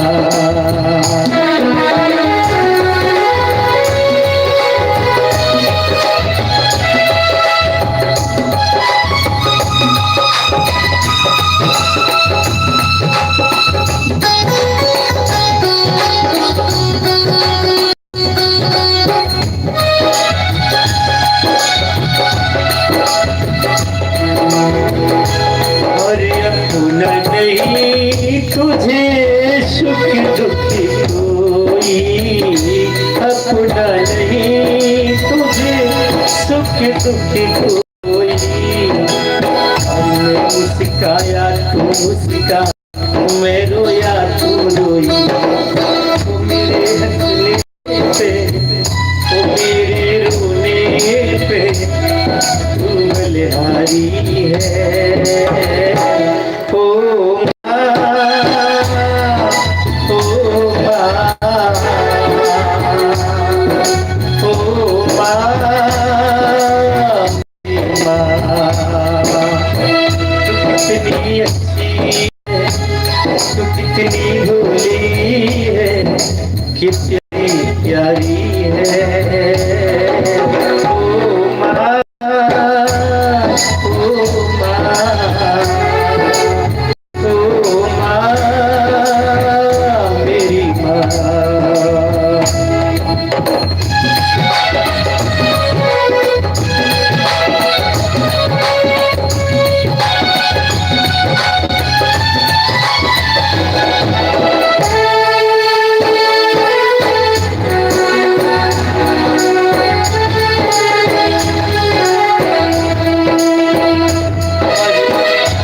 बच्चों की जाती है माँ, बच्चों की जाती है।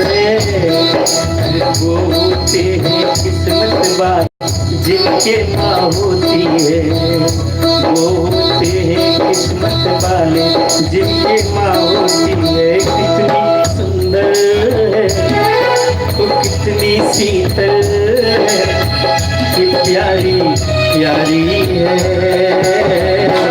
ओ माँ, ओ माँ, ओ माँ, ओ माँ। कितनी अच्छी है, तू कितनी भोली है कि प्यारी प्यारी है। ओ माँ, ओ माँ, प्यारी माँ।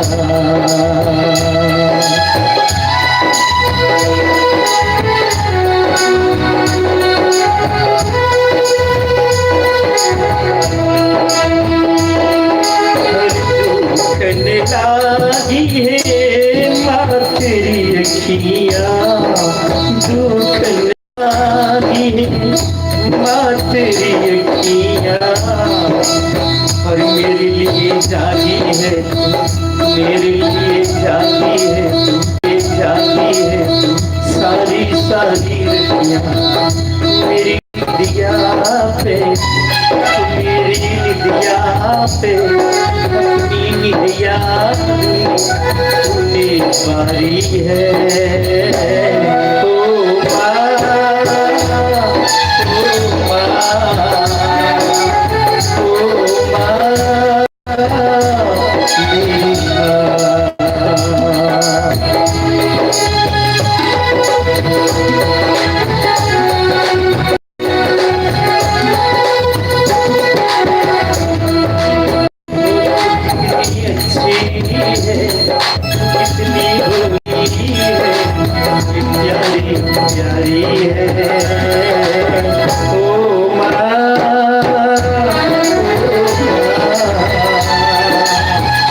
ओ माँ, मेरी माँ।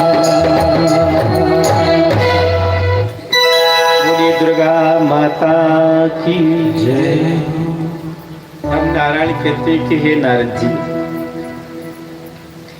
प्रातः संध्या विधि वर्णन करते समय लगभग सभी विधियों का वर्णन हो चुका।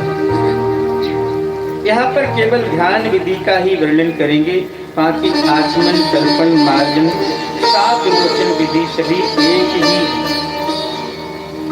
हम ध्यान संध्या विधि बोले भगवती गायत्री अवस्था से संपन्न, इनका खेत वर्णन, तीन नेत्र की शोभा बढ़ा रहे हैं। ये वरद मुद्रा, अक्षमाला और त्रिशूल हाथ में लेकर अभय प्रदान करती हैं। ये वृषभ पर आरूढ़ हैं। यजुर्वेद में इनकी महिमा गाई। रुद्र इनके देवता हैं। तमोगुण से युक्त होकर भूमंडल पर व्यवस्था करते हैं। इन्हीं की कृपा से सूर्य अपने मार्ग पर संचरण करते हैं। ऐसी आदि देवी को मैं प्रणाम करता हूँ। गायत्री वृद्धावस्था की है और कृष्ण वर्ण है। शंख, चक्र, गदा, पद्म धारण किए हुए हैं। गरुड़ के वाहन है। अनेक रत्न धारण किए हुए हैं। पीताम्बर धारण किए हुए हैं। शांति के अंग हैं। स्वर्ग लोक की व्यवस्था ये करती हैं। ऐसी देवी का मैं ध्यान करता हूँ। गायत्री की त्रिकाल संध्या का फल। गायत्री की संध्या त्रिकाल करने से वेद पाठ से भी बढ़कर श्रेष्ठ फल की प्राप्ति होती है। समस्त पापों को ये भस्म कर देती है। ब्राह्मण धन, भूमि हरण, मदरा पान युक्त ब्राह्मण, अव्यक्षा भक्षण, अगम्यागमन आदि सभी पाप त्रिकाल संध्या से नष्ट हो जाते हैं। प्रत्येक जिज को मध्याह्न संध्या के पश्चात पंच महायुद्ध करना चाहिए। यह पंच महायज्ञ हैं: ब्रह्म यज्ञ, पितृयज्ञ, देव यज्ञ और भूत यज्ञ, मनुष्य यज्ञ। ब्रह्म यज्ञ वेद, वेदांग, पुराण आदि आर्ष ग्रंथों का स्वाध्याय, इसे वेद यज्ञ कहते हैं। यानी इन पुराणों का स्वाध्याय करना ही वेद यज्ञ। पितृयज्ञ बोले पितरों का श्राद्ध करना, तर्पण करना, ये पितृयज्ञ। देव यज्ञ पंचायतन, देव पूजन तथा नित्य हवन करना, ये देव यज्ञ। भूत यज्ञ बोले वज्र, वैश्य तथा पतंजलि पंचबली करना, ये भूत यज्ञ है। मनुष्य यज्ञ, मनुष्य यज्ञ क्या है? बोले अतिथि सत्कार करना, ये मनुष्य यज्ञ। ये पंच प्रकार के यज्ञ को ही पंच महायज्ञ कहा गया है। उसी का विस्तृत वर्णन क्रमशः किया जाता है। और पंच यज्ञ की आवश्यकता क्यों है? क्योंकि घर गृहस्थी में घर के चूल्हा, चक्की, झाड़ू, ओखली, जलपात्र द्वारा जो भी जीव हत्या नित्य होती है, उनके प्रायश्चित हेतु ये पंचयज्ञ किया जाता है।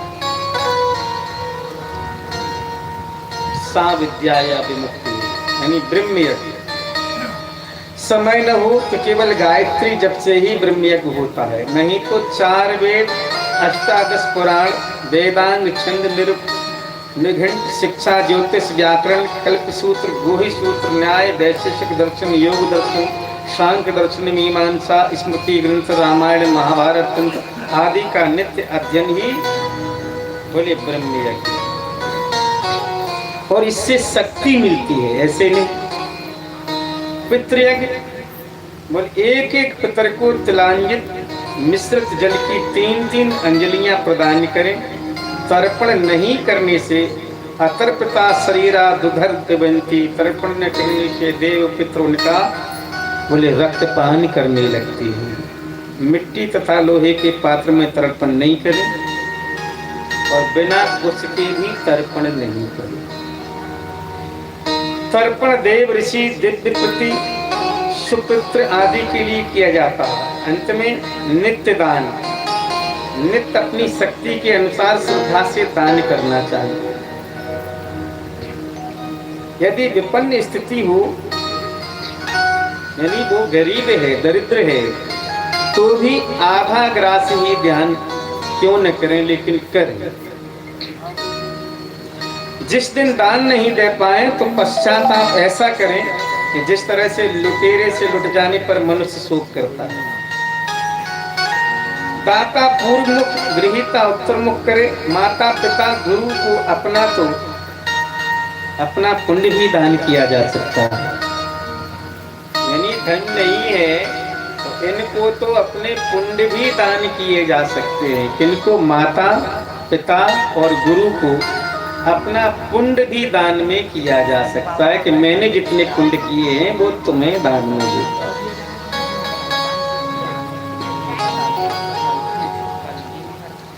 नित्य पंचदेव का पूजन करें। और ये पंचदेव हैं सूर्य, गणेश, दुर्गा, शिव, विष्णु। इनका नित्य पूजन ये पंचायतन पूजा कहा गया है। देव पूजा में ध्यान रहे। क्या ध्यान रहे? बोले घर में 2 शिवलिंग नहीं होना चाहिए, 3 गणेश और 2 शंख और 2 सूर्य और 3 दुर्गा मूर्ति, 2 गोमती चक्र, 2 शालिग्राम की पूजा करने से घर में अशांति रहती है। आया समझ में? और यदि किसी घर में ये ऐसे हो तो उन्हें अलग कर दें, दान में दे दें किसी को, या फिर जल प्रवाह। मानसिक पूजा। यदि प्रत्यक्ष मूर्ति एवं पूजन सामग्री का अभाव हो, यानी पूजा की सामग्री नहीं है या मूर्ति नहीं है प्रत्यक्ष देवता की, तो फिर मानसिक पूजा ही है। वैसे भी पहले के मंत्र षोडशोपचार से वैदिक पौराणिक मंत्रों से पूजन करें। अब आइए भूत यज्ञ। देव पूजा के पश्चात भूत यज्ञ बलिर वैश्य देव करें। जो अन्न भोजन के लिए पकाया गया हो वही देव, भूत, पितृ, मनुष्य तथा पंचबली गोग्रास, स्वानिग्रास, काक्यग्रास, पिपीलिका ग्रास निकाल कर देना ही ये भूत यज्ञ कहा।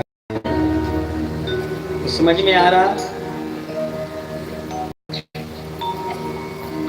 पिपीलिका ग्रास क्या है? नहीं आ रहा हो तो बताएं। काक्यग्रास क्या है?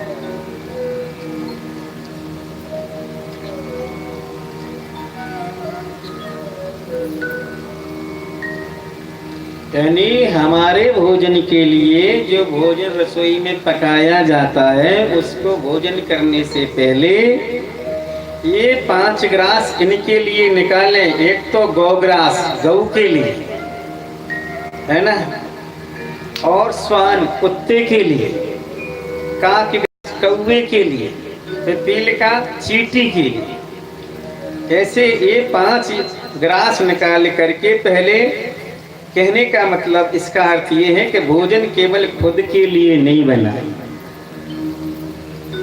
ना। यदि भोजन का अभाव हो तो साग पत्ता फल फूल से भी भूत यज्ञ कर सकते, यही भूत यज्ञ है। गेहूं चावल तिल मूंग मटर कंगनी नीवार ये हविष्यान है, इसमें भी घी दूध या दही मिलाकर या निकाल कर देना भी भूत यज्ञ है। निषेध अन्न, अब निषेध क्या क्या है इसमें? बोले कोदो चना उड़द मसूर कुल्थी तेल क्षार पदार्थ से कभी भूत यज्ञ नहीं करना चाहिए। पकाया हुआ भोजन न हो तो कच्चे से, और वह भी न हो तो फल फूल से भी, वह भी न हो तो जल से भी भूत यज्ञ कर सकते हैं, इतनी छूट है। और घर में उपवास हो तो भी यह कर सकते, तो भी करें। अब मनुष्य यज्ञ, बोले भूत यज्ञ के पश्चात अतिथि सत्कार करें, इनको भोजन कराएं। कोई भी अतिथि आ जाए उसको भोजन कराएं। मध्याह्न की अपेक्षा सूर्यास्त के बाद का अतिथि उत्कृष्ट कहा गया।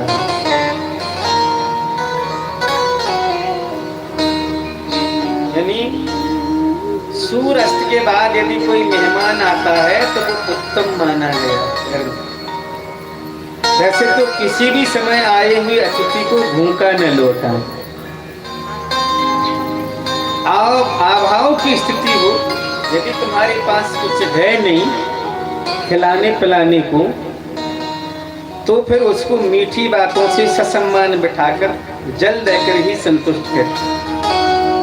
अतिथि कुल शील आचार गुण दोष विद्या अविद्या पर विचार नहीं करना चाहिए, परंतु दान सत्पात्र को देना चाहिए। अपात्र को दान देने से जो पाप करेगा उसका भागी, बोले दान देने वाला भी होता है, समझे।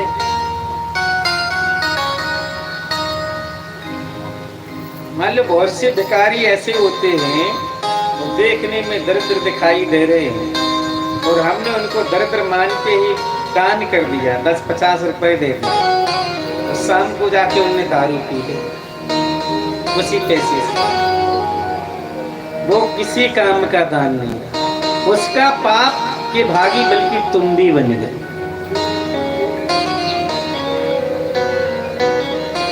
ऐसे दान का कोई प्रयोजन नहीं, दान भी सत्पात्र को ही देना चाहिए। दुखियों असहाय लूले लंगड़े आदि का भरण पोषण अवश्य करें, ये सब लाभप्रद है, परंतु उन्हें दान नहीं दें। बहुत से लूले लंगड़े मिल जाते हैं, वो भी इसी तरह के होते हैं, लेकिन उनको पैसा नहीं दें, ना आभूषण दान करें, उन्हें भोजन खिलाएं, वो सबसे उत्तम है। ऐसा अवसर न हो तो अनाज की एक मुट्ठी निकालें जो प्रतिदिन भोजन बनाने से पूर्व निकाला जाता है, उसके पश्चात उसे इकट्ठा करते जाएं और इकट्ठा करके ब्राह्मण को भोजन कराएं या दान में दें, तो वो उत्तम माना जाता है। नारायण कहते हैं नारद जी, अब गायत्री उच्चारण सुनो। गायत्री जब किस जगह करने से फल सिद्धि होती है? कोई तीर्थ में जब करने से सिद्धि होती है, कुंड क्षेत्र या गुरु के निकट, ये स्थान सिद्धि के लिए। सभी द्विज पहले सात अर्थात गायत्री के उपासक होते थे, बाद में शैव वैष्णव आदि होते थे। अतः मंत्र शोधन के पूर्व आत्मशुद्धि करनी चाहिए, फिर जप करना चाहिए। गायत्री में 24 अक्षर हैं, इतने लाख जप करने से एक प्रश्न होता है। फिर दशांश हवन, दशांश तर्पण तथा दशांश मार्जन करें।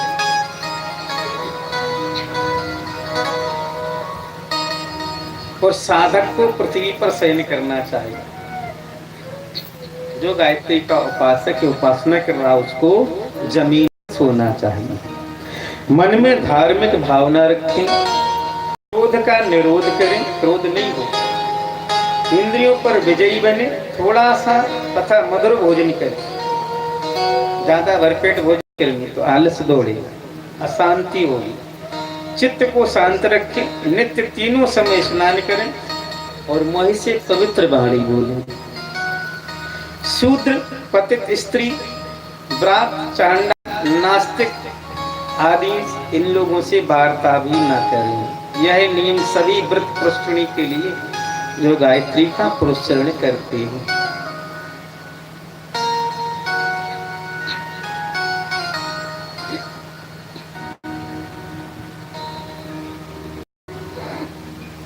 अब कामना सिद्धि एवं उपद्रव शांति के लिए गायत्री के विविध प्रयोग। नारद जी ने पूछा, हे नारायण, गायत्री द्वारा शांति विधि कहिए। नारायण, आपने गोपनीय प्रसंग का सतपात्र के अतिरिक्त यह ज्ञान किसी को नहीं देना। अब शांति के प्रकार सुनो। भौतिक रोग तथा ग्रह शांति के लिए गायत्री के 1000 मंत्रों से शमी आदि दूध वाली संध्या से हवन करें, इससे रोग ठीक होता है। और शमी नहीं मिले तो पीपल, गूलर, पाकड़, बटना से करें। जप होम पश्चात सूर्य का तर्पण करें और जंघा पर्यंत जल में खड़े रहकर गायत्री जप से बोले संपूर्ण दोष की शांति होती है। और कंठ पर्यंत डूब कर जप करने से प्राणांतकारी भय भी दूर हो जाता है। तो शनिवार के दिन बोले पीपल वृक्ष के नीचे बैठकर गायत्री करने से अविचार जनित भय से मुक्त हो जाते हैं। वो दूध, दही, घी से हवन करने से बोले राज यक्षमा रोग से शांति मिलती है। आम की लकड़ी से दूध में भिगोकर हवन करने से रोग की शांति होती है। यह अमावस्या को करें। इसके लिए सोमलता का प्रयोग सर्वोपरि माना गया है। शंख वृक्ष के पुष्पों से हवन करने से बोले कुष्ठ रोग का निवारण होता है। अपामारिक के बीज का हवन करने से मृगी रोग दूर होता है। चीरी वृक्ष की संध्या से हवन करने पर उन्माद रोग, शक्ति और भूख की संध्या से हवन करने से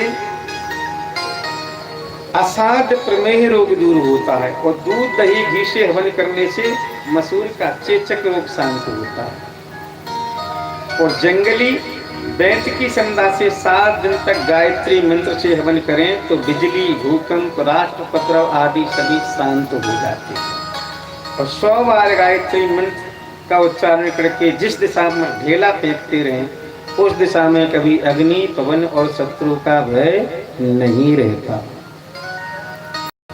अब धन, लक्ष्मी, यश, कीर्ति आदि के लिए जूही के पुष्प और बिल्व पत्र के खंडों, पत्तों से बिल्व पत्र की वृक्ष की ही संध्या से हवन करें तो पुष्कर लक्ष्मी की प्राप्ति होती है। इसी प्रकार कमल पुष्प से भी लक्ष्मी की प्राप्ति होती है। अन्न के हवन से अन्न, व्रीहि के हवन से व्रीहि की प्राप्ति होती है। गोबर की अग्नि में हवन करें तो पशुधन की प्राप्ति होती है। बिल्व वृक्ष के नीचे जप करने से दीर्घ आयु प्राप्त होती है। संध्या से युद्ध में विजय, मदार की संध्या से सर्वत्र विजय, फला पुष्प की आहुति संपूर्ण अभिष्ट फल की प्राप्ति होती है। और दूध की आहुति से मेवा, घी की आहुति से बुद्धि, ब्राह्मी बूटी के रस से ब्रह्मते, पुष्प शहद के हवन से अपने प्रेमी वश में हो जाते हैं। जल में भस्म के हवन से महावृष्टि को रोका जा सकता है। और जल में नित्य खड़े होकर गायत्री मंत्र से अभिषेक करें तो बुद्धि, आरोग्यता, आयु एवं स्वास्थ्य की प्राप्ति होती है।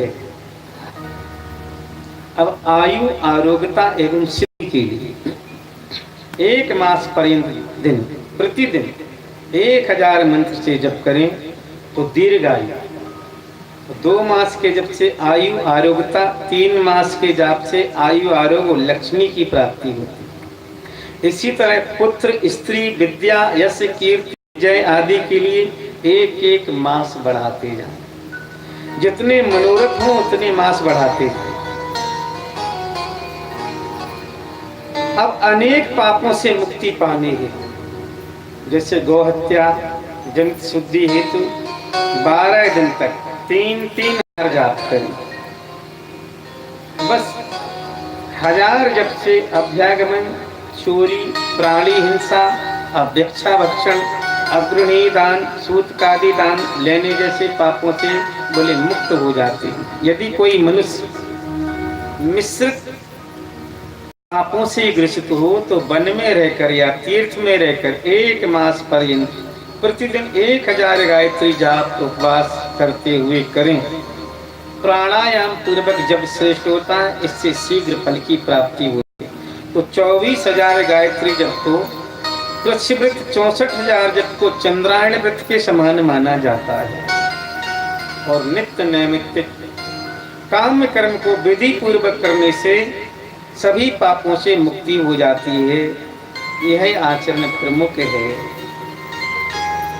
मनुष्य के लिए प्रथम आचार धर्म की अधिष्ठाती देव गायत्री है।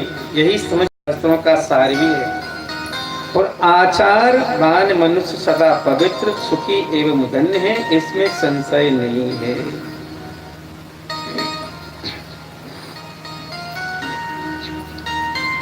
आचार शुद्धि और जन शुद्धि, मन शुद्धि, आचार शुद्धि, मन शुद्धि, ये बिना भजन के लिए। इसलिए हमेशा सार तत्व तो वही है कि भगवान का भजन करो। और सदा अपनी रचना को, सदा अपनी रचना को हर रस में बना कर हरि हर हरि हर जपा कर, जपा कर हरि हर हरि हर जपा जपा कर।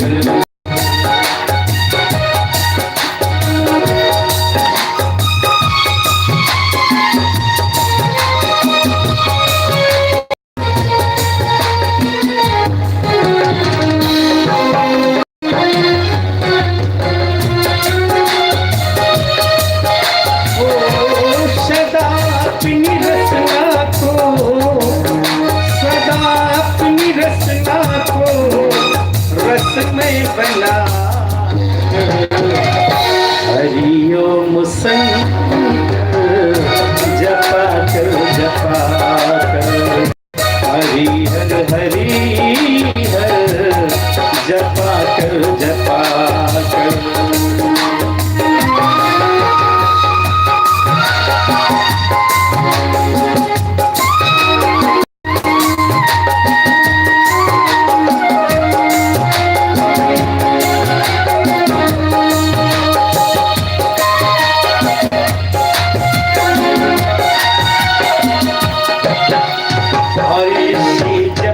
कष्टों का संहार होगा, इसी जप से पापों का प्रतिकार होगा, इसी जप से पापों का प्रतिकार होगा, इसी जप से नर तन का श्रृंगार होगा, और इसी जप से तू प्रभु को स्वीकार होगा, इसी जप से तू प्रभु को स्वीकार होगा।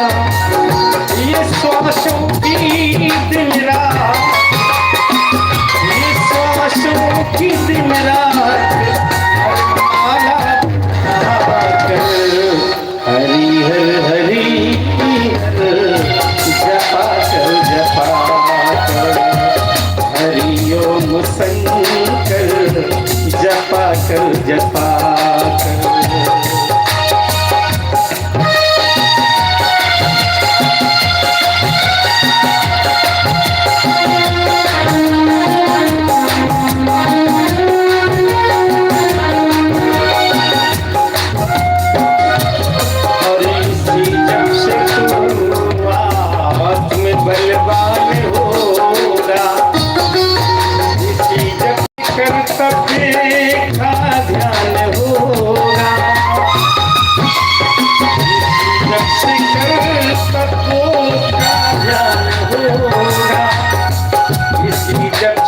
संतों का सम्मान होगा, इसी से संतों का सम्मान होगा, इसी जग से संतुष्ट भगवान होगा, इसी जग से संतुष्ट भगवान होगा। अकेला हो या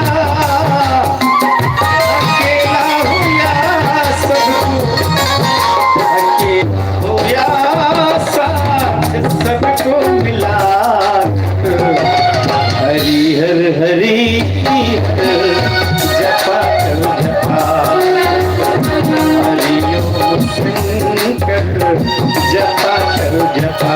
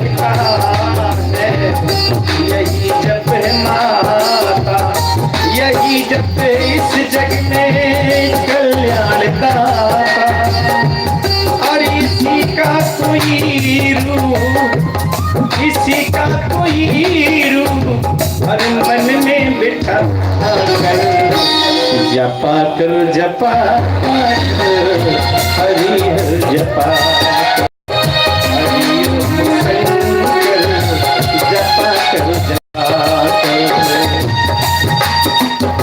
हर्षदा अपनी रसना को रसमय बना कर हरि हर हरि हर जपा कर जपा कर, हरि हर हरि हर जपा कर जपा कर।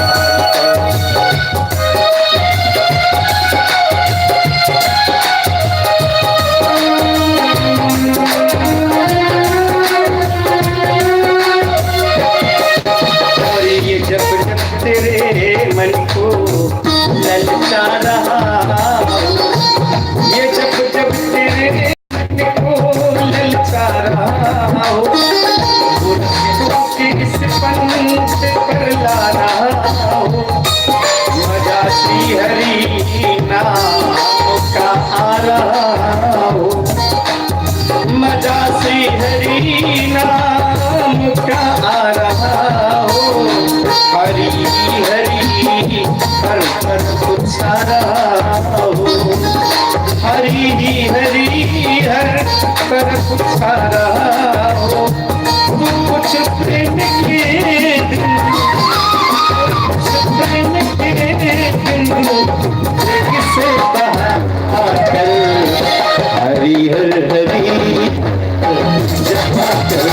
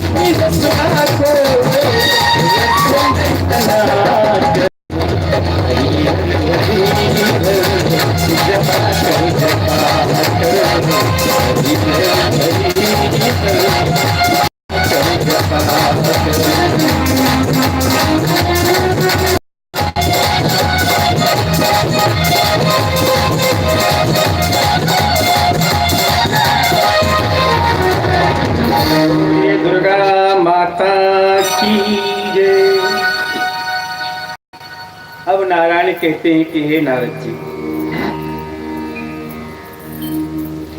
नारद जी की पूछे जाने पर नारायण दीक्षा विधि के विषय में विस्तार पूर्वक कहने लगे। अदीक्षित को देवता अग्नि गुरु की पूजा का अधिकार नहीं होता। दीक्षा उसे कहते हैं जो दिव्य ज्ञान प्रदान करके समस्त पापों को ध्वंस कर दे। दीक्षा के लिए गुरु शिष्य दोनों का पवित्र होना जरूरी है। दीक्षा ग्रहण करने के बाद उसको नियमों का पालन नहीं करे तो वह शिष्य नरकगामी होता है और शिष्य के कारण गुरु को भी उसके पाप को भोगना पड़ता है।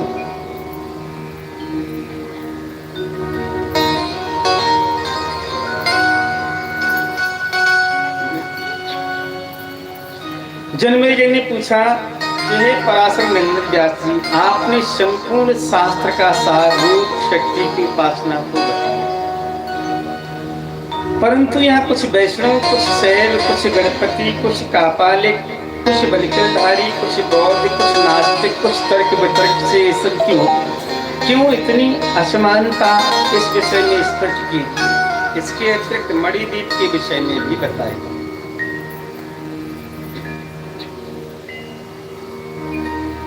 व्यास जी उत्तर देने लगे कि हे राजन, आपने उत्तम प्रश्न किया है। पूर्व समय की बात है, दैत्य और देवताओं के बीच में घनघोर युद्ध हुआ और ये युद्ध 100 वर्षों तक चला। देवी की कृपा से देवता विजयी हो गए, दानव परास्त होकर पाताल लोक को चले गए। देवताओं को विजय अभिमान आ गया, कहने लगे ये विजय तो मैंने अपने बल पर प्राप्त की है। उन्हें यह पता नहीं था कि हमारी विजय के पीछे माता का हाथ है। वे मोहित होकर अपना ही बखान करते रहे। तब देवी देवताओं को शिक्षा देने के लिए यक्ष के रूप में देवी प्रकट हो गई। यक्ष का रूप इतना ज्वालायमान था कि सभी देवता चकित हो गए। कोई माया रूप की कल्पना करने लगे। अंत में अग्नि को परीक्षार्थ भेजा गया, अग्निदेव को परीक्षा लेने के लिए भेजा। यक्ष अग्नि वार्ता हुई। अंत में यक्ष ने कहा कि आप संपूर्ण ब्रह्मांड को भस्म करने की शक्ति रखते हो, तो इस तृण को जलाकर दिखाओ, तब मैं मानूंगा। अग्नि के तृण को जलाने के सभी प्रयत्न निष्फल हो गए, तो अग्निदेव का सारा अभिमान चूर चूर हो गया। लज्जित होकर देवताओं के पास गए और सारा वृत्तांत सुनाया। तो फिर इसके बाद इंद्र ने वायु को भेजा यक्ष के पास। अब वायु जाकर यक्ष से वार्ता करने लगा। अंत में यक्ष ने वही तृण से आगे रख दिया प्रस्ताव। यक्ष ने कहा तो तुम्हारे अंदर संपूर्ण ब्रह्मांड को उड़ाने की तुम ताकत रखते हो, तो ये तृण को उड़ा के देखो। वायु ने तृण को हिलाने उड़ाने का बहुत प्रयत्न किया, लेकिन सारा प्रयास निष्फल। लज्जित होकर वही देवता के पास गए, देवताओं के। तदंतर इंद्र स्वयं यक्ष के पास गए, परंतु इंद्र को देख के यक्ष तत्क्षण गायब हो गए। तब इंद्र को आत्मग्लानि हुई कि हम यक्ष को पहचान नहीं सके। उन्हें लौटकर वापस आना भी लज्जा की बात है। उसी समय आकाशवाणी कि तुम माया बीज का जाप करो। आकाशवाणी सुनते ही इंद्र ने एकांत में बैठकर जप प्रारंभ किया। 2 लाख वर्ष जप करने के बाद चैत्र शुक्ल नवमी को मध्याह्न काल में उसी स्थल पर एक तेज प्रकट हुआ, और जैसे जैसे तेज शांत हुआ, भगवती का दर्शन हुआ। देवी उमा नाम से हिमालय पर प्रकट होने वाली थी। उनका रूप लावण्य अनुपम था। इंद्र ने देवी के चरणों में शीश नवाया, स्तोत्र द्वारा स्तुति की, और अंत में पूछा कि हे माँ, वह यक्ष कौन था, कृपा करके बताइए। तो उमा के द्वारा इंद्र को उपदेश यक्ष ने माता ने कहा, हे देवताओं के इंद्र, वह यक्ष स्वयं मैं थी। तुम लोगों को अभिमान हो गया था, उसी को चूर्ण करने के लिए मैं यक्ष के रूप में प्रकट हुई थी। अब तुम्हें अपने स्वरूप का भान हुआ होगा, अतः विजय तुम्हारी नहीं हुई थी, मैंने कृपा करके तुम्हें विजय दिलाई थी। ब्रह्मा विष्णु महेश भी मेरी शक्ति से ही संचालित होते हैं, चर अचर मेरी ही माया से व्याप्त है, और मैं माया से परे हूँ, सम्यावस्था में हूँ। मेरी माया बोले सगुण निर्गुण में भेद से दो है, यही माया रहित निर्गुण और माया सहित सगुण होता है।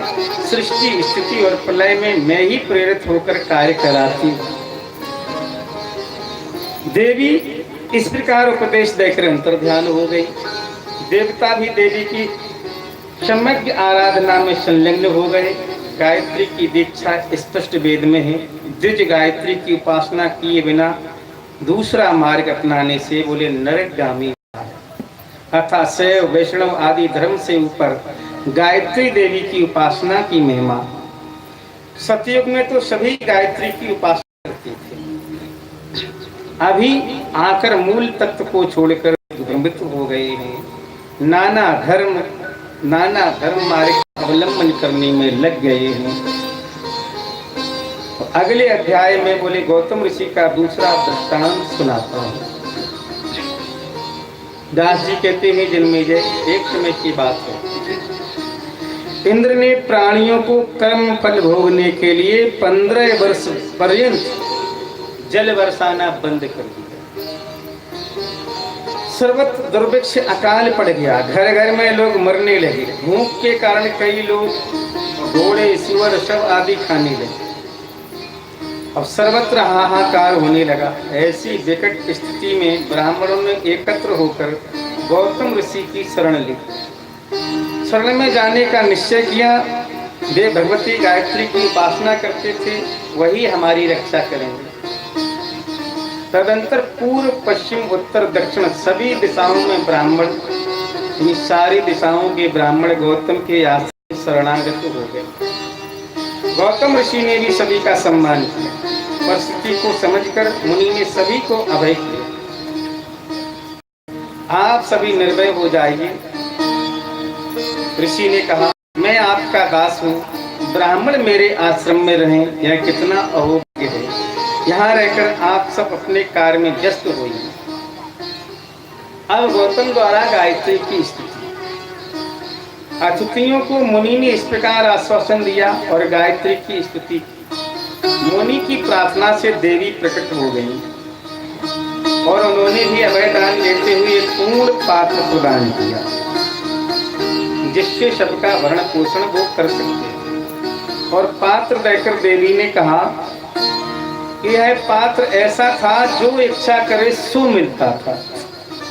इसके बाद मुनि ने उसी पात्र से षड्रस अन्न वस्त्राभूषण फिर यज्ञ संबंधी सभी पदार्थों की इच्छा की और देवी कृपा से उन्हें सब कुछ प्राप्त हुआ। इस प्रकार ब्राह्मण परिवारों को ही उन्होंने रक्षा की। ब्राह्मण प्रसन्न होकर देवी की आराधना करने लगे। अब गौतम जी के आश्रम में सभी निर्भय होकर रहे। माँ रोग शोक दुर्भिक्ष दैत्य उपद्रव आदि का कोई भय नहीं। नित्य यज्ञ जप तप अनुष्ठान से आश्रम खिला उठा। नित्य उत्सव होने लगा।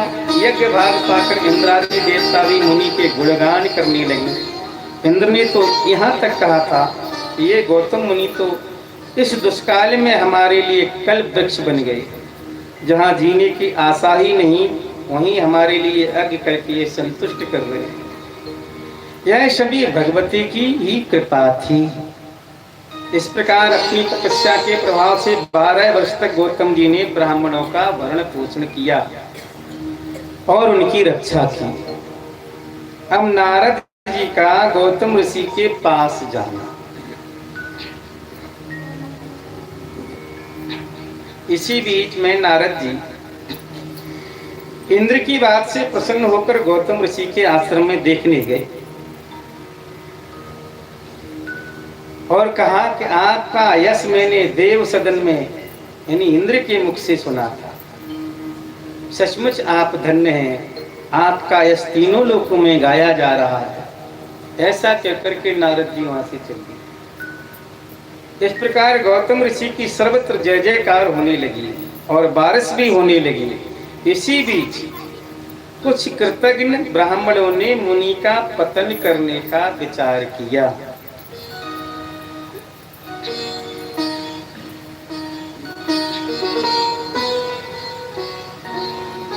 वही है जिस थाली में खाए उसी में छेद करे।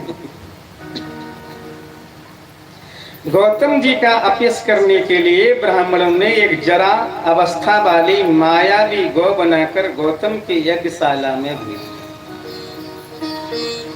जहां यज्ञ ध्वनि हो रही थी उसके समीप वह गौ आ रही थी। गौतम जी ने हूं हूं करके मना किया, जैसे गाय को भगाते हैं ना तो कहते हाँ हाँ हूं करते भगाते, ऐसे मना किया और तत्क्षण उस गाय ने प्राण छोड़ दिए।